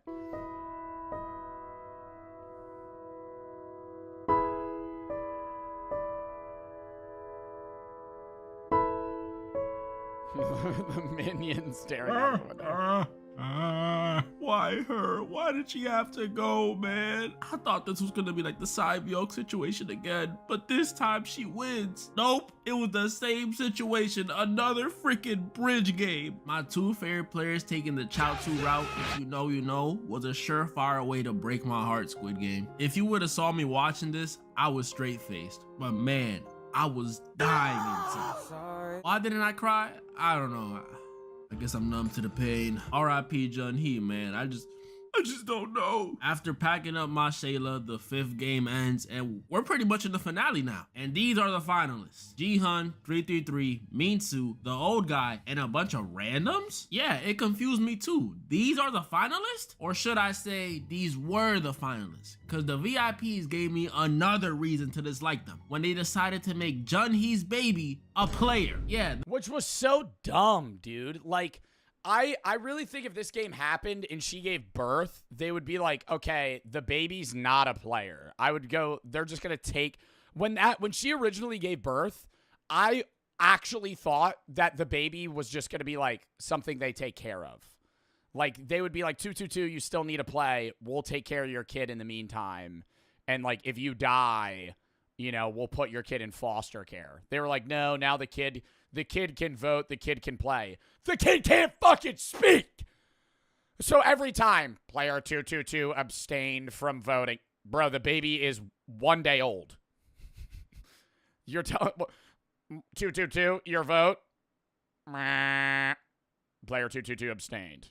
The newborn is now considered player 222, like she came back from the dead on a Smurf or a burner account. This had to be envy from the VIPs. They seen the CGI baby had better acting than them and had to find a way to get rid of it. Shameless. But I will say, making the baby a player just added more attention to the final game. Squid Game, but in the sky. They cooked with that idea. But before that, we actually got some nice developments on the side plots this episode. Soldier 11 managed to get 246 off the island on a boat, but she returned to get rid of his file and protect his daughter, which I gotta say it again. She's so tough. Then on the boat, the captain finally revealed himself to be a plant. And Jun-ho finally, thankfully, got another clue as to where the island could be. Great detective work, detective. And wait, one more thing before I talk about the last 2 episodes. I want to talk about Ji-hun's meeting with the frontman this episode. Oh my disappointment. Like, I wasn't expecting him to kill the guy. I get he would just get replaced, but yeah, like a better conversation. Like, why? Like, they have a why conversation, not like you need to kill the people. This is the only thing you could do. Be mad. Just slap him, Ji-hun. Can you at least slap him? A pimp slap wouldn't hurt. Do it for Jung Bae. They sat and talked, and the front man pretty much told Ji-hun everyone's gonna be against him this game, and he gave him a knife and said, do what you do. Just know. I thought it was cool, though, that they said that the front man, like, they showed a flashback, and the front man was put in the same exact position with the old man that originally was the head of the games that we saw die in season 1.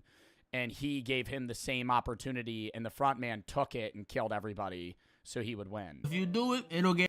And Ji-hun didn't. Guarantee a win for you and the baby. Which we find out was what he did years ago when he played in the games. This, I liked. Some in-ho backstory? Love to see it. Wish we got more, but whatever. Their little meeting leads us to the 5th episode, where we see Ji-hun almost uses the knife.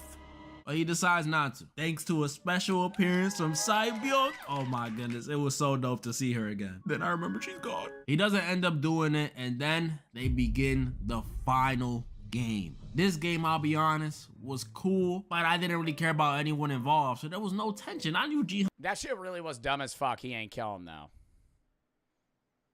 No, like, that actually, like, pissed me off. Because if he had just killed all of them, he could have lived and just ended the games.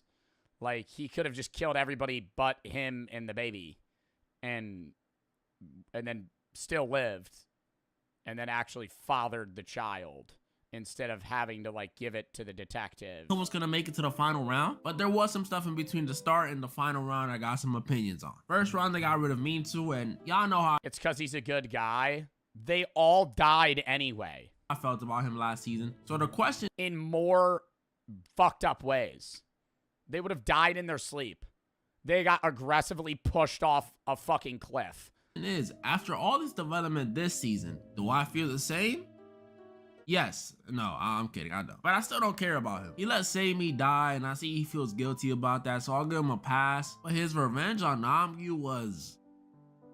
You know what I mean? I think it was cool that he had a positive hallucination when he died. I don't think he should have been suffering, but I didn't really care about him. Wish they didn't just make him a junkie. Then the second round. Ooh, the second round. This round was probably the most annoying one to witness. So in this round, all the randoms and the old man and 333 agreed to take out Ji-hun, then the baby. I love this part though, where he psychologically, like, you know, not manipulates, but like convinces him, like, hey, dude, if you kill both of us, you're next. But this backfires after 333 decides he wants to protect his baby. See, this I liked. I was cool with this. But there's more. So then, in an attempt to have as many people as possible make it out alive, the remaining randoms beat up this one dude and label him the lunchbox. And they're like, look, we'll pack him up the next round, then bada boom, bada beam, we all make it out with some money, including the baby. This I was not as cool with because it's a little messed up to pack up the one guy. But for the most part, sounds like a good idea, right? Tell me why this dude Ji-hun says, nah, that ain't fair. Let's draw lots. Like, bro, Ji-hun, this dude is practically dead. You can't undo what they did. Just keep a step in it. Just please do it. But wait, there's even more. Because after a fight broke out over Ji-hun saying this, only people left were the baby, Ji-hun, 333, the old man, and the lunchbox. And they let the lunchbox crawl to the edge at a snail's fucking pace. Ji-hun's standing there watching this guy beaten to a pulp. Drag himself to the edge. Buddy, he's gonna jump off. Stop him. And then he finally gets to the edge and they still don't lunge for him. What? I lied to you. This was the most reasonable the old man ever was. He told them, great job. Watching you guys work was amazing. Now all we gotta do is pack up the lunchbox and we all win together. All four of us, the baby included, which is a foolproof plan. But 333 decides to push him off the edge. Bro, I didn't know if I should be happy or be upset. Because on one hand, player 100 got packed up. But on the other hand, it was so unnecessary. And I hated the decision even more after they turn around and see the lunchbox not wanting to be a part of the games anymore. Oh my, bro, I don't understand how y'all sympathize with this dude. This guy is so— But Ji-hun the whole time is watching this motherfucker crawl, and he's just like, bruh, he's standing there the whole episode like that. Selfish and petty. Games aside, after that beating he just took, he was probably gonna die anyways. But he decided, you know what? Instead of giving this innocent baby and the guys who defended me a chance to get out here alive and well, nah, I'm gonna hold it against them and make them fight amongst themselves. Oh my goodness, I hate him. I hate him so much. With only the baby, Ji-hun, and 333 left, I knew my heart would be broken one more time in this final round, because one of them had to go. Episode 6. This finale caught me off guard way more than I thought it would, in both good ways and bad. Good ways, we saw Jun-ho save player 246. I'm glad you made it out, my boy. At least someone did. And finally, we see him make it onto the island after 32 years and 7 months. I don't like the button rule about the falling thing too, because he could have just— Ji-hun would have won by eliminating 333 if like the button didn't matter. But it's about to explode. And at the same time, we saw Korean Laura Croft succeed in her mission to destroy the files of all the players. And she took out the manager. What was the button rule? There was 3 stages, and each stage they had to eliminate at least one person. They were allowed to eliminate more. But before they eliminate somebody that counts, they have to press a big red button that starts the game. Once that time limit's over, they go to the next bridge, they start the button to play the next game. Anybody eliminated prior to a button press doesn't count towards the minimum of one person dying at each stage. So they kill a bunch of people at the first, a bunch of people at the second.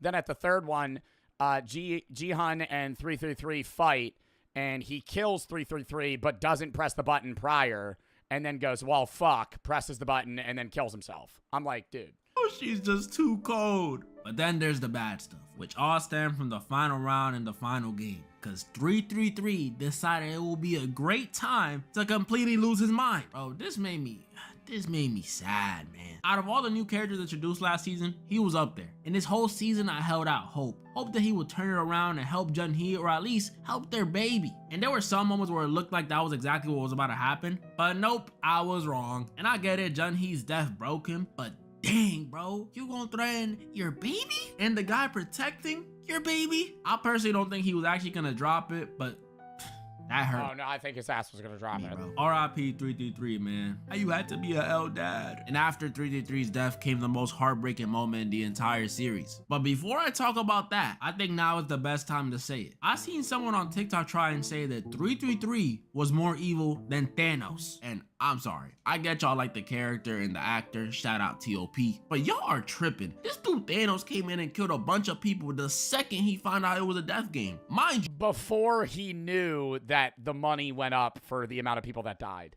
Without even knowing killing people increases how much money you make. Yeah. And that was— 333 was fucked up, but he was killing people for money versus killing people for the fun of killing people. This is red light, green light. We ain't gonna forget what he did in Mingle.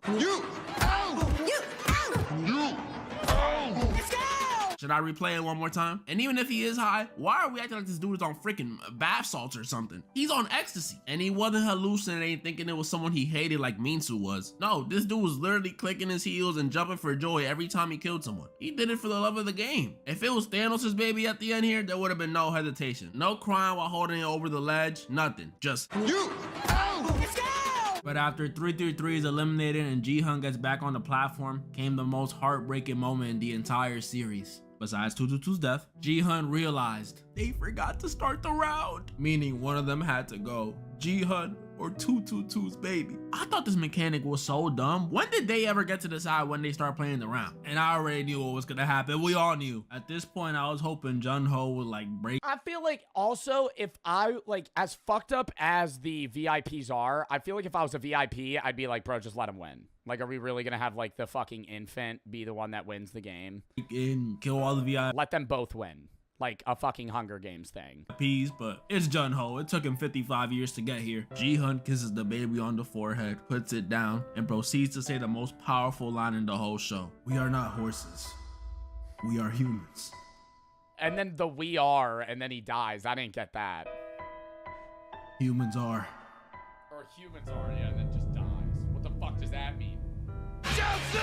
Hearing the words player 456 eliminated turned whatever fragments of my heart I had left to dust. I'm not gonna say I'm mad at it, but it hurt. With Ji-hun gone, that means the CGI baby won. So I guess 222 kinda did win. The rest of this episode was pretty much tying up loose ends. We saw Soldier 11 and 246 get their happy endings. She's so tough. The VIPs escaped unscathed, including the frontman who ignored his brother when he asked him why he did it. Come on, though. It's not the time to aura.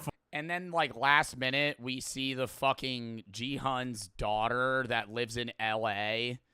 Inhoi gives her all of his money. Bro, it's the end of the series. It was random. And then the fucking American Squid Games thing, the US Squid Games that was shown up.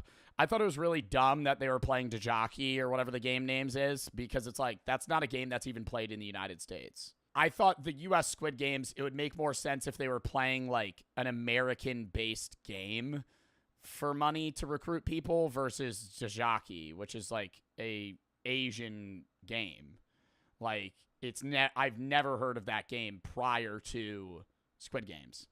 But I guess he made up for it because he gave Jun-ho the baby and the prize money. That's a double-edged sword. Single dad and you're rich now? But hey, I'm happy for them. And then the season ends with the front man giving Ji-hun's daughter some money in his uniform. Bloody uniform too. I thought that was a little messed up. And we got a glimpse as to how Squid Game in the USA might look. Yo, Netflix, put me in that. I don't care if I die the first episode. Just put me in it. My final thoughts on the season? You know, I'll put it like this. Season 1, perfect score. Season 2, I'll give it like a mid to high 8. And this season, I'll give it like a low 8. I don't think it was bad.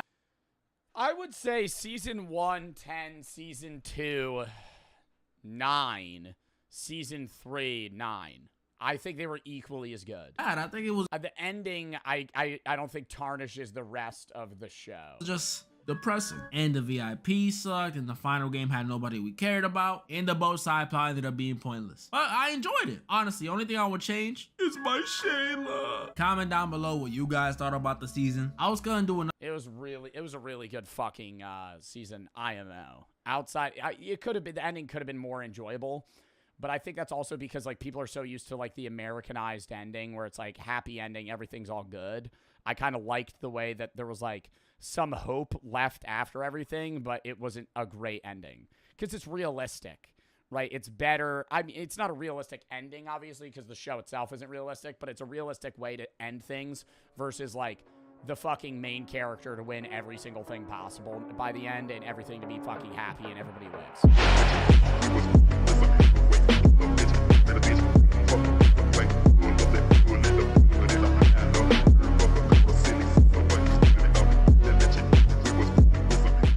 Chat, first video, a tribute to Gen Z media. Dude, it is kind of sad that, like, Gen Z media is coming to an end. At least young Gen Z media. Not, like, right now, but what? Like, the youngest Gen Z, the oldest Gen Zer is almost 30. And the youngest Gen Zer is what? Like 15? 14? So in, like, you know, 3 or 4 years, it'll be like Gen Alpha now 15, I think. So it's like it's starting to be like Gen Alpha media now, meme-wise at least. Every generation thinks they have the best movies, music, TV shows, and books. And as a member of Gen Z, let me just say, I don't think that Gen Z has the best movies. I think millennials have the best movies. Well, we were alive as Gen Zers, but I think, like, best movie era is like 2000 to 2010. I don't think Gen Z has that. I don't think Gen Z has that at all. I think, like, the first 10 years of the 2000s was like prime movie era. that we definitely do. Let's start out with TV, and more specifically cartoons. The hyper-ironic random humor Gen Z is known for really just stems from the cartoons we grew up watching. I mean, the most popular cartoon of our childhood followed an anthropomorphic bird and raccoon. Was Regular Show really the most popular? I think it was up there. I feel like the most popular cartoon of our era was still probably SpongeBob. But SpongeBob existed for millennials. SpongeBob existed in the 90s, right? I don't know. Adventure Time? I would say Regular Show is probably one of the top 10 most popular. That's probably a Googleable question. What are the most popular cartoons, kid cartoons of all time? Top 20 best kids cartoons of all time. Well, I don't know know if this is like an accurate list. It's at number 1 of Looney Tunes. I think Looney Tunes is fair. Looney Tunes, Scooby-Doo. Yeah. Avatar, Batman, Star Wars, The Clone Wars, Kim Possible, SpongeBob, Phineas and Ferb, Spider-Man, Bluey. That's modern day. Powerpuff Girls, Danny Phantom, Teen Titans, Ben 10. Foster's Home for Imaginary Friends. That's a fucking callback. I don't know how accurate that list is, though. Working at a park with a green man, a ghost, an immortal yeti with a gumball machine as a boss.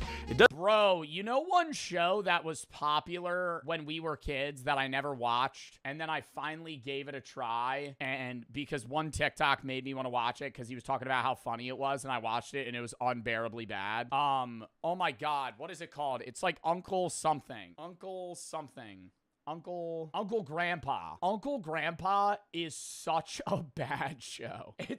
It's like, it's so kiddish. It's so bad. Uncle Grandpa. If this becomes a YouTube video, fucking editor, throw up an image of Uncle Grandpa. Or like the fucking, like, cover photo. It's so bad. Yeah, I only got through the first episode, but it was like, he opens the door, he's like, oh, hello there. And it's like, oh God. It's just annoying. Regular show is like a show you could watch when you're 5 and a show we could watch when you're 25 and high. Like, it works, right? It's an all-around show. Same thing with like Gravity Falls. I think if we're actually talking about peak Gen Z media, the best cartoon to come out of our generation is Gravity Falls. And that's not even our generation though. Somebody that wasn't Gen Z made it. Doesn't really get more just came out during our time. Random than that. Regular Show really had a massive influence on Gen Z's humor. I mean, the amount of times me and my friends have said, oh, after something epic happens, it's gotta be in the hundreds. And we didn't just have Regular Show. Oh, Johnny Test, dude. Bling Bling Boy. My God, this used to be my show on Cartoon Network. This was like endless entertainment when this was on. I mean, Phineas and Ferb is probably my favorite show of all time, up there with The Sopranos. While the animation... Phineas and Ferb is up there with The Sopranos. I think the humor is pretty fair. I think Phineas and Ferb, the vibe of the show was good. It wasn't like modern day brain rot like Cocomelon, but it was interesting enough to where every episode was its own little random thing that was happening that like connected somewhat to an overall story, which was good. It's trash. No, Phineas and Ferb was good. Phineas and Ferb was definitely a good show. And premise of the show makes it appear like it's meant for little kids. The writing and humor is so clever and witty that I enjoy the show more now at 20 years old than I did when I was a little kid. Other shows like Gravity Falls, The Amazing World of Gumball, and Adventure Time also helped I couldn't get behind Adventure Time. I think it's a little too kiddish at the start, and the animation's terrible. It hurts my eyes to watch. They're like little doodles that anyone could draw, and I don't like that. I think Gravity Falls, I think Amazing World of Gumball was cool, and I liked the humor. I know it's a bad take. I know Adventure Time's really popular and really emotional when it ended. I just never got behind it. Let's talk about I know it's a bad take. Music. Man, from 2014 to 2019, the amount of amazing music that was released is astounding. Gen Z is obsessed with 2016, and I think a main reason... Yeah, no, 2016 was fucking peak media. Peak YouTube, I think the reason that is as well is because 2016 is also like a era where a lot of people were graduating high school, a lot of people were graduating middle school, a lot of people were in transitional phases, and so it's like a memorable time. I always say one of the most like memorable artists or most nostalgic artists of that time was Juice WRLD, but that was 2018. That was like 2017, 2018. Juice WRLD, bro, fucking Lucid Dreams comes on. I get teleported back to freshman year, sophomore year. Teleported when Lucid like like that beat comes on, bro. Everybody was playing that all day. That was that shit the backpack kids had when they'd be walking through the hallways. And for that is because so many great albums were released that year. Blonde, Starboy, Anti, Lemonade, Coloring Book, Black Star, The Life of Pablo, Untitled Unmastered, Views, Awaken My Love. I mean, 2016 Uzi has basically become a mythical figure because of his consistency and output during that year. And I think that those albums were definitely really good, but they're also perceived better in the minds of people that grew up with them because you're always going to hold some level of, like, I guess, praise for something that you've known. Not necessarily even on a nostalgia factor.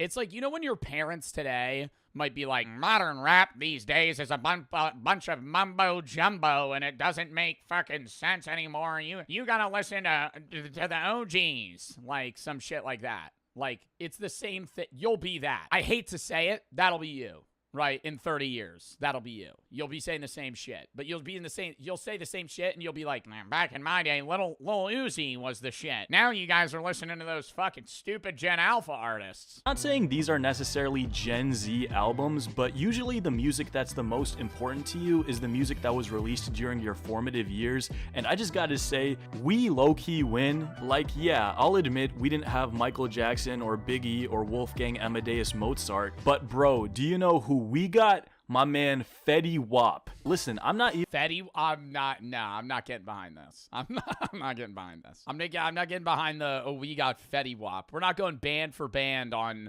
fucking rappers. And I'm pulling Fetty Wap out of the bag. That's probably the last guy I'm pulling. That's probably the last dude I'm pulling. Just being like, yeah, you remember Fetty Wap? Yo, you remember Nasty Freestyle too? You remember that shit? Just start pulling like, you remember Whip? Nay, you remember that shit? Even being ironic, watch me whip. Fetty Wap at his peak had the entire world in the palm of his hand. Bro, I know you remember 1738 was big. Bro, another one that was big. I don't even remember his name. I gotta look up the song. You remember Designer Panda? That was big. Where he'd go, Panda, panda, panda, panda. That was huge. Half the song. I'm 30 seconds in and he's still going, Panda. That song sucks too. that song sucks too. You look back at it and you're like, wow, this was actually fucking really bad. Yo, I would rather pull out like 6ix9ine for band for rappers than Fetty Wap. Take. Name another song by Fetty Wap that you listened to. 1938 and I got this sewed up. And he had other that is another one. Hits like My Way, RGF Island, and Again. Fetty Wap was really the king of writing hooks. I don't want to sound like too much of an old head, but modern pop music to me sounds like it's lacking creativity. Everyone kind of sounds the same and is trying to hop on trends, and when someone new does come with an original sound, it's shocking. I miss the days when upcoming artists like Travis Scott, Tyler the Creator, and Frank Ocean were experimenting and pushing boundaries of their genre. Well, I think people still experiment and push boundaries today, but it's similar to where things are discovered and now there's not much else to do outside of reformat ideas that already exist. The early 2000s and the late early 2010s, it was easier to get big into music because making beats was different, creating different lyrics and different styles was available. But at some point, you run out of genres of music and styles that you can fall into. Yeet is one of his own kind. I don't really like Yeat's music, personally. I think it's just heavy beats. Honestly, Yeat's music, in my mind, is just like a background guy kind of singing in the corner with like a heavy set DJ just playing forefront. Like, that's what Yeat's very like. It'll be like, dum, dum, dum, dum, dum, and he'll be like,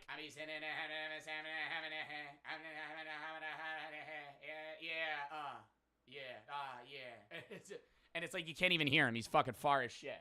Like, it sounds like the beat was created in studio and then the audio recording was like filmed on like a fucking Samsung Galaxy.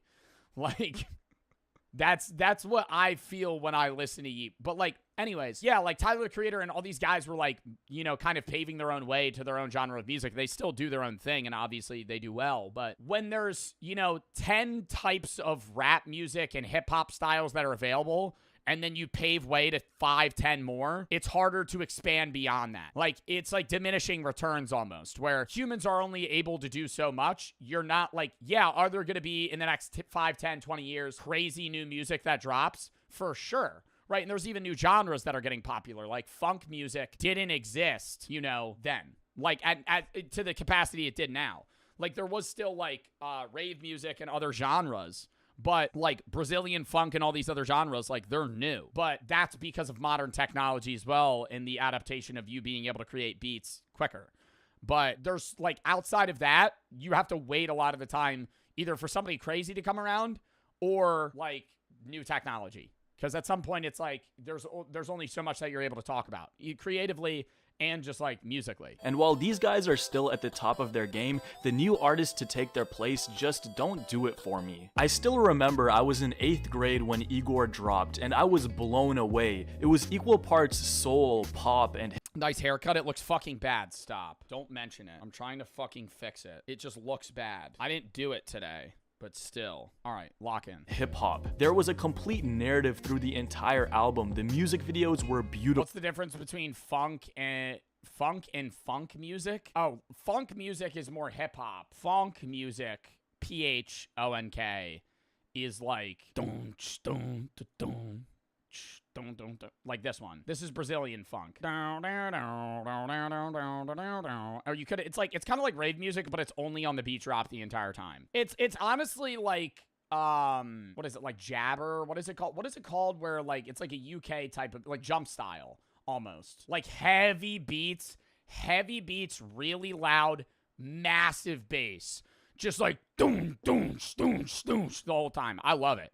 I think it's fire, but it's hard to, like, differentiate yourself. Like, I know Play a Funk. He makes a lot of good funk songs, and my outro is one of his songs that he lets me use. Play a Funk, stream Play a Funk on Spotify. Anyways, he makes funk music, and even he is kind of branching out somewhat, like, still in the funk genre, but slightly out of it, where it's like, people run shit into the ground in that genre, where like if you have a popular Brazilian funk song, they will like reformat it, slow reverb, faster pace, they'll change some beats up and just release like 7 songs that are almost identical until it like dies, and then they'll just transfer to something else, which is honestly like similar to what like all artists do now, where if something's a hit, they'll just kind of like reformat it and just do the same thing over and over again. Beautiful. It was creativity at its peak. The greatest thing about this era of music was that there was something for everyone. There were plenty of pop radio hits, hip-hop was going through its second prime, new wave R&B was on the rise, and artists were starting to mature and find their own sound. I couldn't be happier with the music Gen Z grew up with, and the same goes for video games. If there's one video game that would define our generation, it's obviously Minecraft. Yeah, I think Minecraft, what defines Gen Z? Minecraft, I think Roblox defines Gen Alpha more, personally. I think Minecraft, Fortnite, and then, like, not even COD. I think COD's a millennial thing. Today, COD is played by Gen Zers mainly, but, like, Call of Duty was big for millennials. Like, when you were a squeaker, if you're my age, like, not, if you're, like, 15, when you were a squeaker, that was, like, fucking, like, 7 years ago. I'm talking when you were, like, if you were, like, 8 years old in, like, 2010, 2011, the guys you were playing with that were calling you the N-word in COD lobbies are 36 with kids now, right? Like, those are millennials. The millennials were the ones that were screaming at you. Like, COD is a millennial game. That's not a Gen Zer game. Gen Zer games like Minecraft, maybe Roblox, but I feel like Roblox is like mainly Gen Alpha now. Fortnite. What else? What's like a game defining, like, or like a generation defining game? RuneScape? That's way older, dude. RuneScape might be like Gen X. GTA 5. I think GTA 5. But GTA 5 is so big that it doesn't really, like, grasp just Gen Z. It's like everyone. Five Nights at Freddy's. Yeah, that's fair. Horror. Very niche, though. Minecraft. I really don't know what to say about Minecraft that hasn't already been. I think anyone that's ever played video games finds Minecraft nostalgic. I think that's the reason that, or any Gen Zer, the reason Minecraft defines Gen Z is because if you talk to somebody and you're like, hey, did you play video games when you were a kid? And then I turn on fucking this, you probably go, like, 1,000-yard stare shit. Yeah, like, you start freaking out. You're like, oh my god, I know this song. Or just, like, any of them, for that matter. I still fondly remember the days of... Oh my god, being uncreative and building houses out of, like, gold and diamond blocks. Minecraft PE was the shit, man. Hopping in worlds with my friends and building roller coasters, mansions, and having full... I used to go on Creative World on my grandpa's computer. This was probably in, like, 2013. So I was like 11 or 12. Probably 11. I might have been 10. I would go on my grandpa's computer and I would play Minecraft, and I would go in creative and I would just place a whole pyramid of TNT. Like, I'm talking I would spend like 20 minutes. I didn't know how to do commands with like the wood axe and shit. So I would just place like thousands of blocks of TNT, and then I would record it on like whatever I had at that time. I think it was like an iPad mini, and I would light it on fire and I would record it. And I would be like, and I remember I would watch them back and be like, this is awesome. Or I would create there. And then when I got older, I would make like complex. This is actually when I got pretty good at Minecraft. I would create like complex fireworks shows out of redstone. I don't remember how to do it anymore, but I remember I used to watch like tutorials, and I would go in creative and like actually create, like I would craft like specific fireworks, make it times at night, and then like create like a whole show. I don't have the videos anymore. I wish I did. Scale battles. It was the perfect escape. Simple yet dense with content. Complete freedom. What is it called? Oh my God, what's that art called? What is this called? I used to have a world where I did this too. That was on the Xbox though. Me and my friends had a creative world where we would do pixel art. I remember I made Flappy Bird. I did some easy ones. I did some hard ones like skeletons and shit. Ends with content. Complete freedom. The same goes for Minecraft's equally popular but wilder little brother, Roblox. There was really some... I love the modern day Roblox now. I think Roblox now is so cool because you can dev any game. I think then, like, you remember when Roblox was just a dupe of Minecraft? Like, way back. I used to play it on my school computer because they didn't have Minecraft, but they had Roblox, and it was just a bad Minecraft. Like, you would launch the game. I don't even know if they had servers. I think you would just load in, and it was just like a shitty Minecraft. Something for everyone. No? Bro, I gotta look that up. I remember I used to, like, build, like, wooden Roblox... Old Roblox off-brand Minecraft. Bro, I gotta look that shit up. How do I, like, what could I search to find that? Old Roblox game. Bro, I'm talking like way old. Like, this is probably when I was like 8. Like, this is probably like 2010, 2009. You were talking about Castle Miner Z? Is that what it is? No, I never played that. I know what that is, though. Bro, I don't know. I remember I played an off-brand Roblox. Or it was Roblox, but it was just bad. One in Roblox. Sports games, fashion games, tycoon games, mystery games. There was so much content and room for creativity and fun for a young mind. And I think we can all agree that sports games peaked during... No! You know the fucking console for Gen Z is the Wii. The Gen Z console's the Wii. Undisputed. Just because I saw Nintendo, I'm like, oh yeah, the Wii. Because no Gen Alpha kid's gonna play on the fucking Wii. Or Xbox 360. I think Wii, PS3, Xbox 360.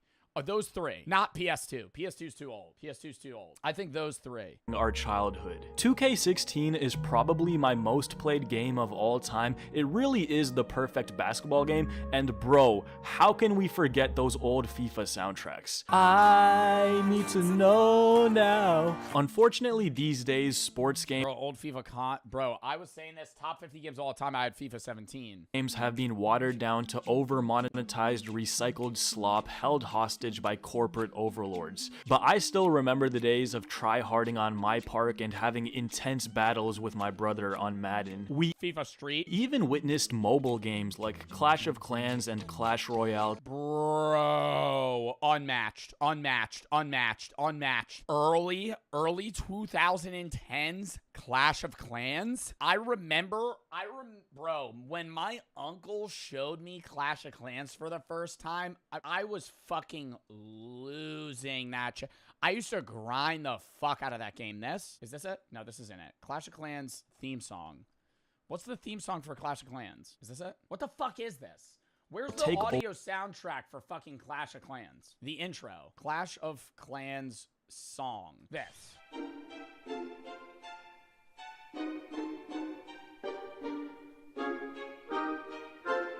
You be sitting there, bro, with the little elixir noises. Aha! Aha! Dude, the audio, and it was just so fun.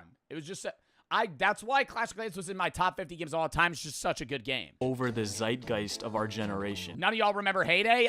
Yeah, the fuck I do, bitch. I played every goddamn Supercell game that's ever come out. I remember fucking Heyday. Yeah.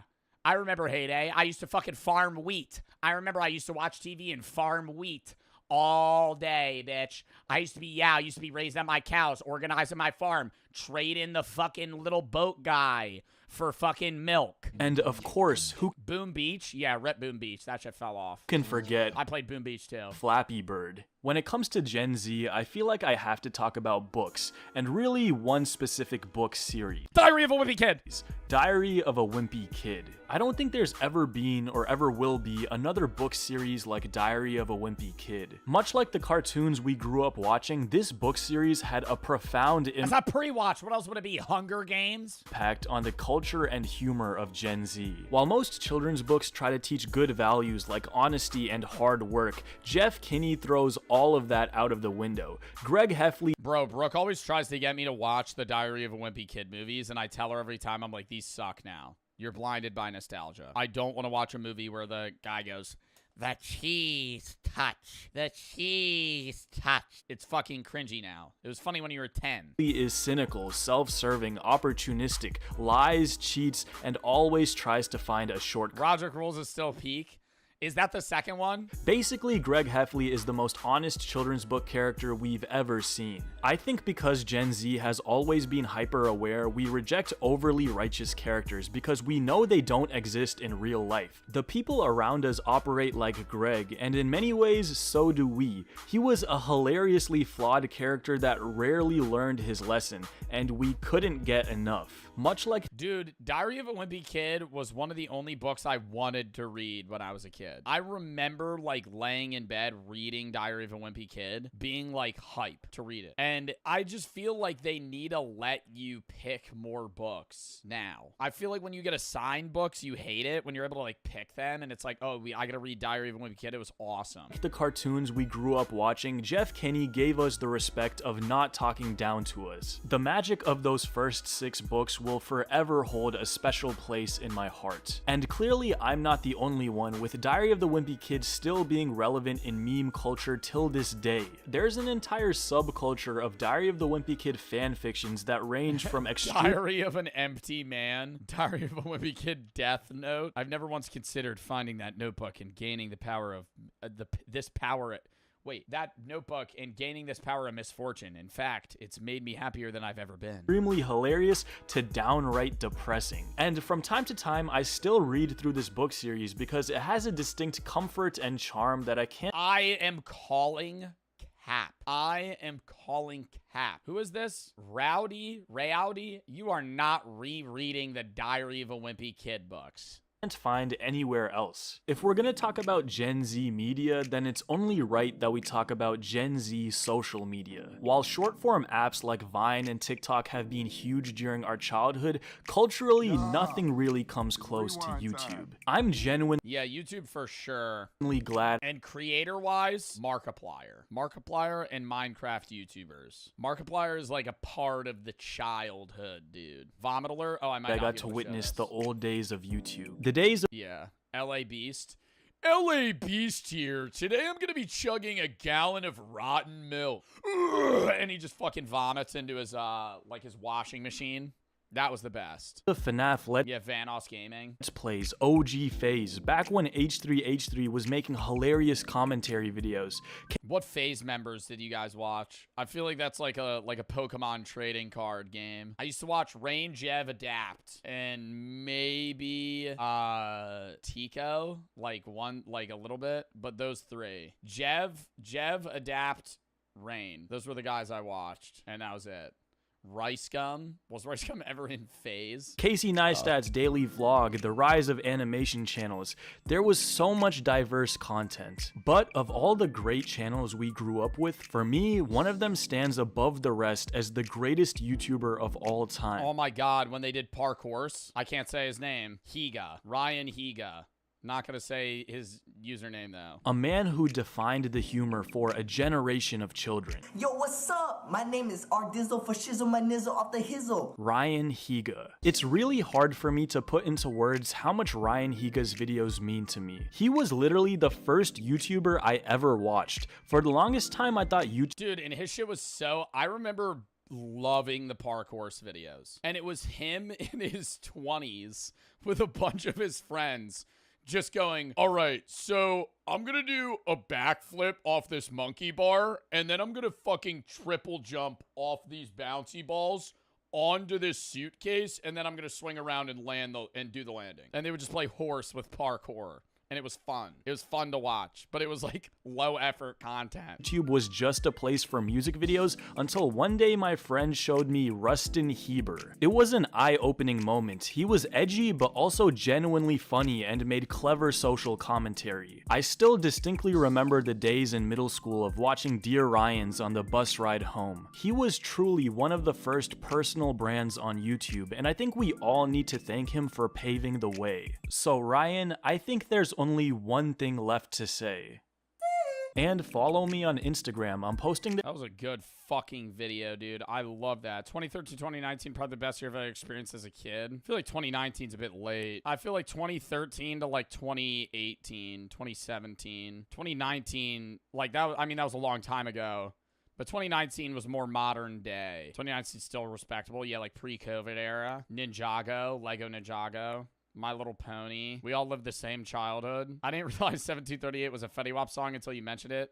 Some of my classmates kept repeating that line over and over. Life might never be the same again. Bro, I hate when people are like bumming about that shit. Be happy you fucking lived in that era and make fucking new memories now. People that long for the past so much, it's just like, dude, you're never gonna fucking live. Dude, it was just so good in that era. Yeah, respect it. Be like, oh, that was awesome. Now let me have more fun. Because look, yeah, that shit was nostalgic. Right now is going to be nostalgic 10 years from now. Like, it's the same shit. That's just how nostalgia works. Like, if you, right now, regardless of how old you are, you can be 15, you can be 25, you can be 30. 10 years from now, you're going to be like, oh, God, remember 2025? Remember 2025? Oh, those were the days. That's what people say.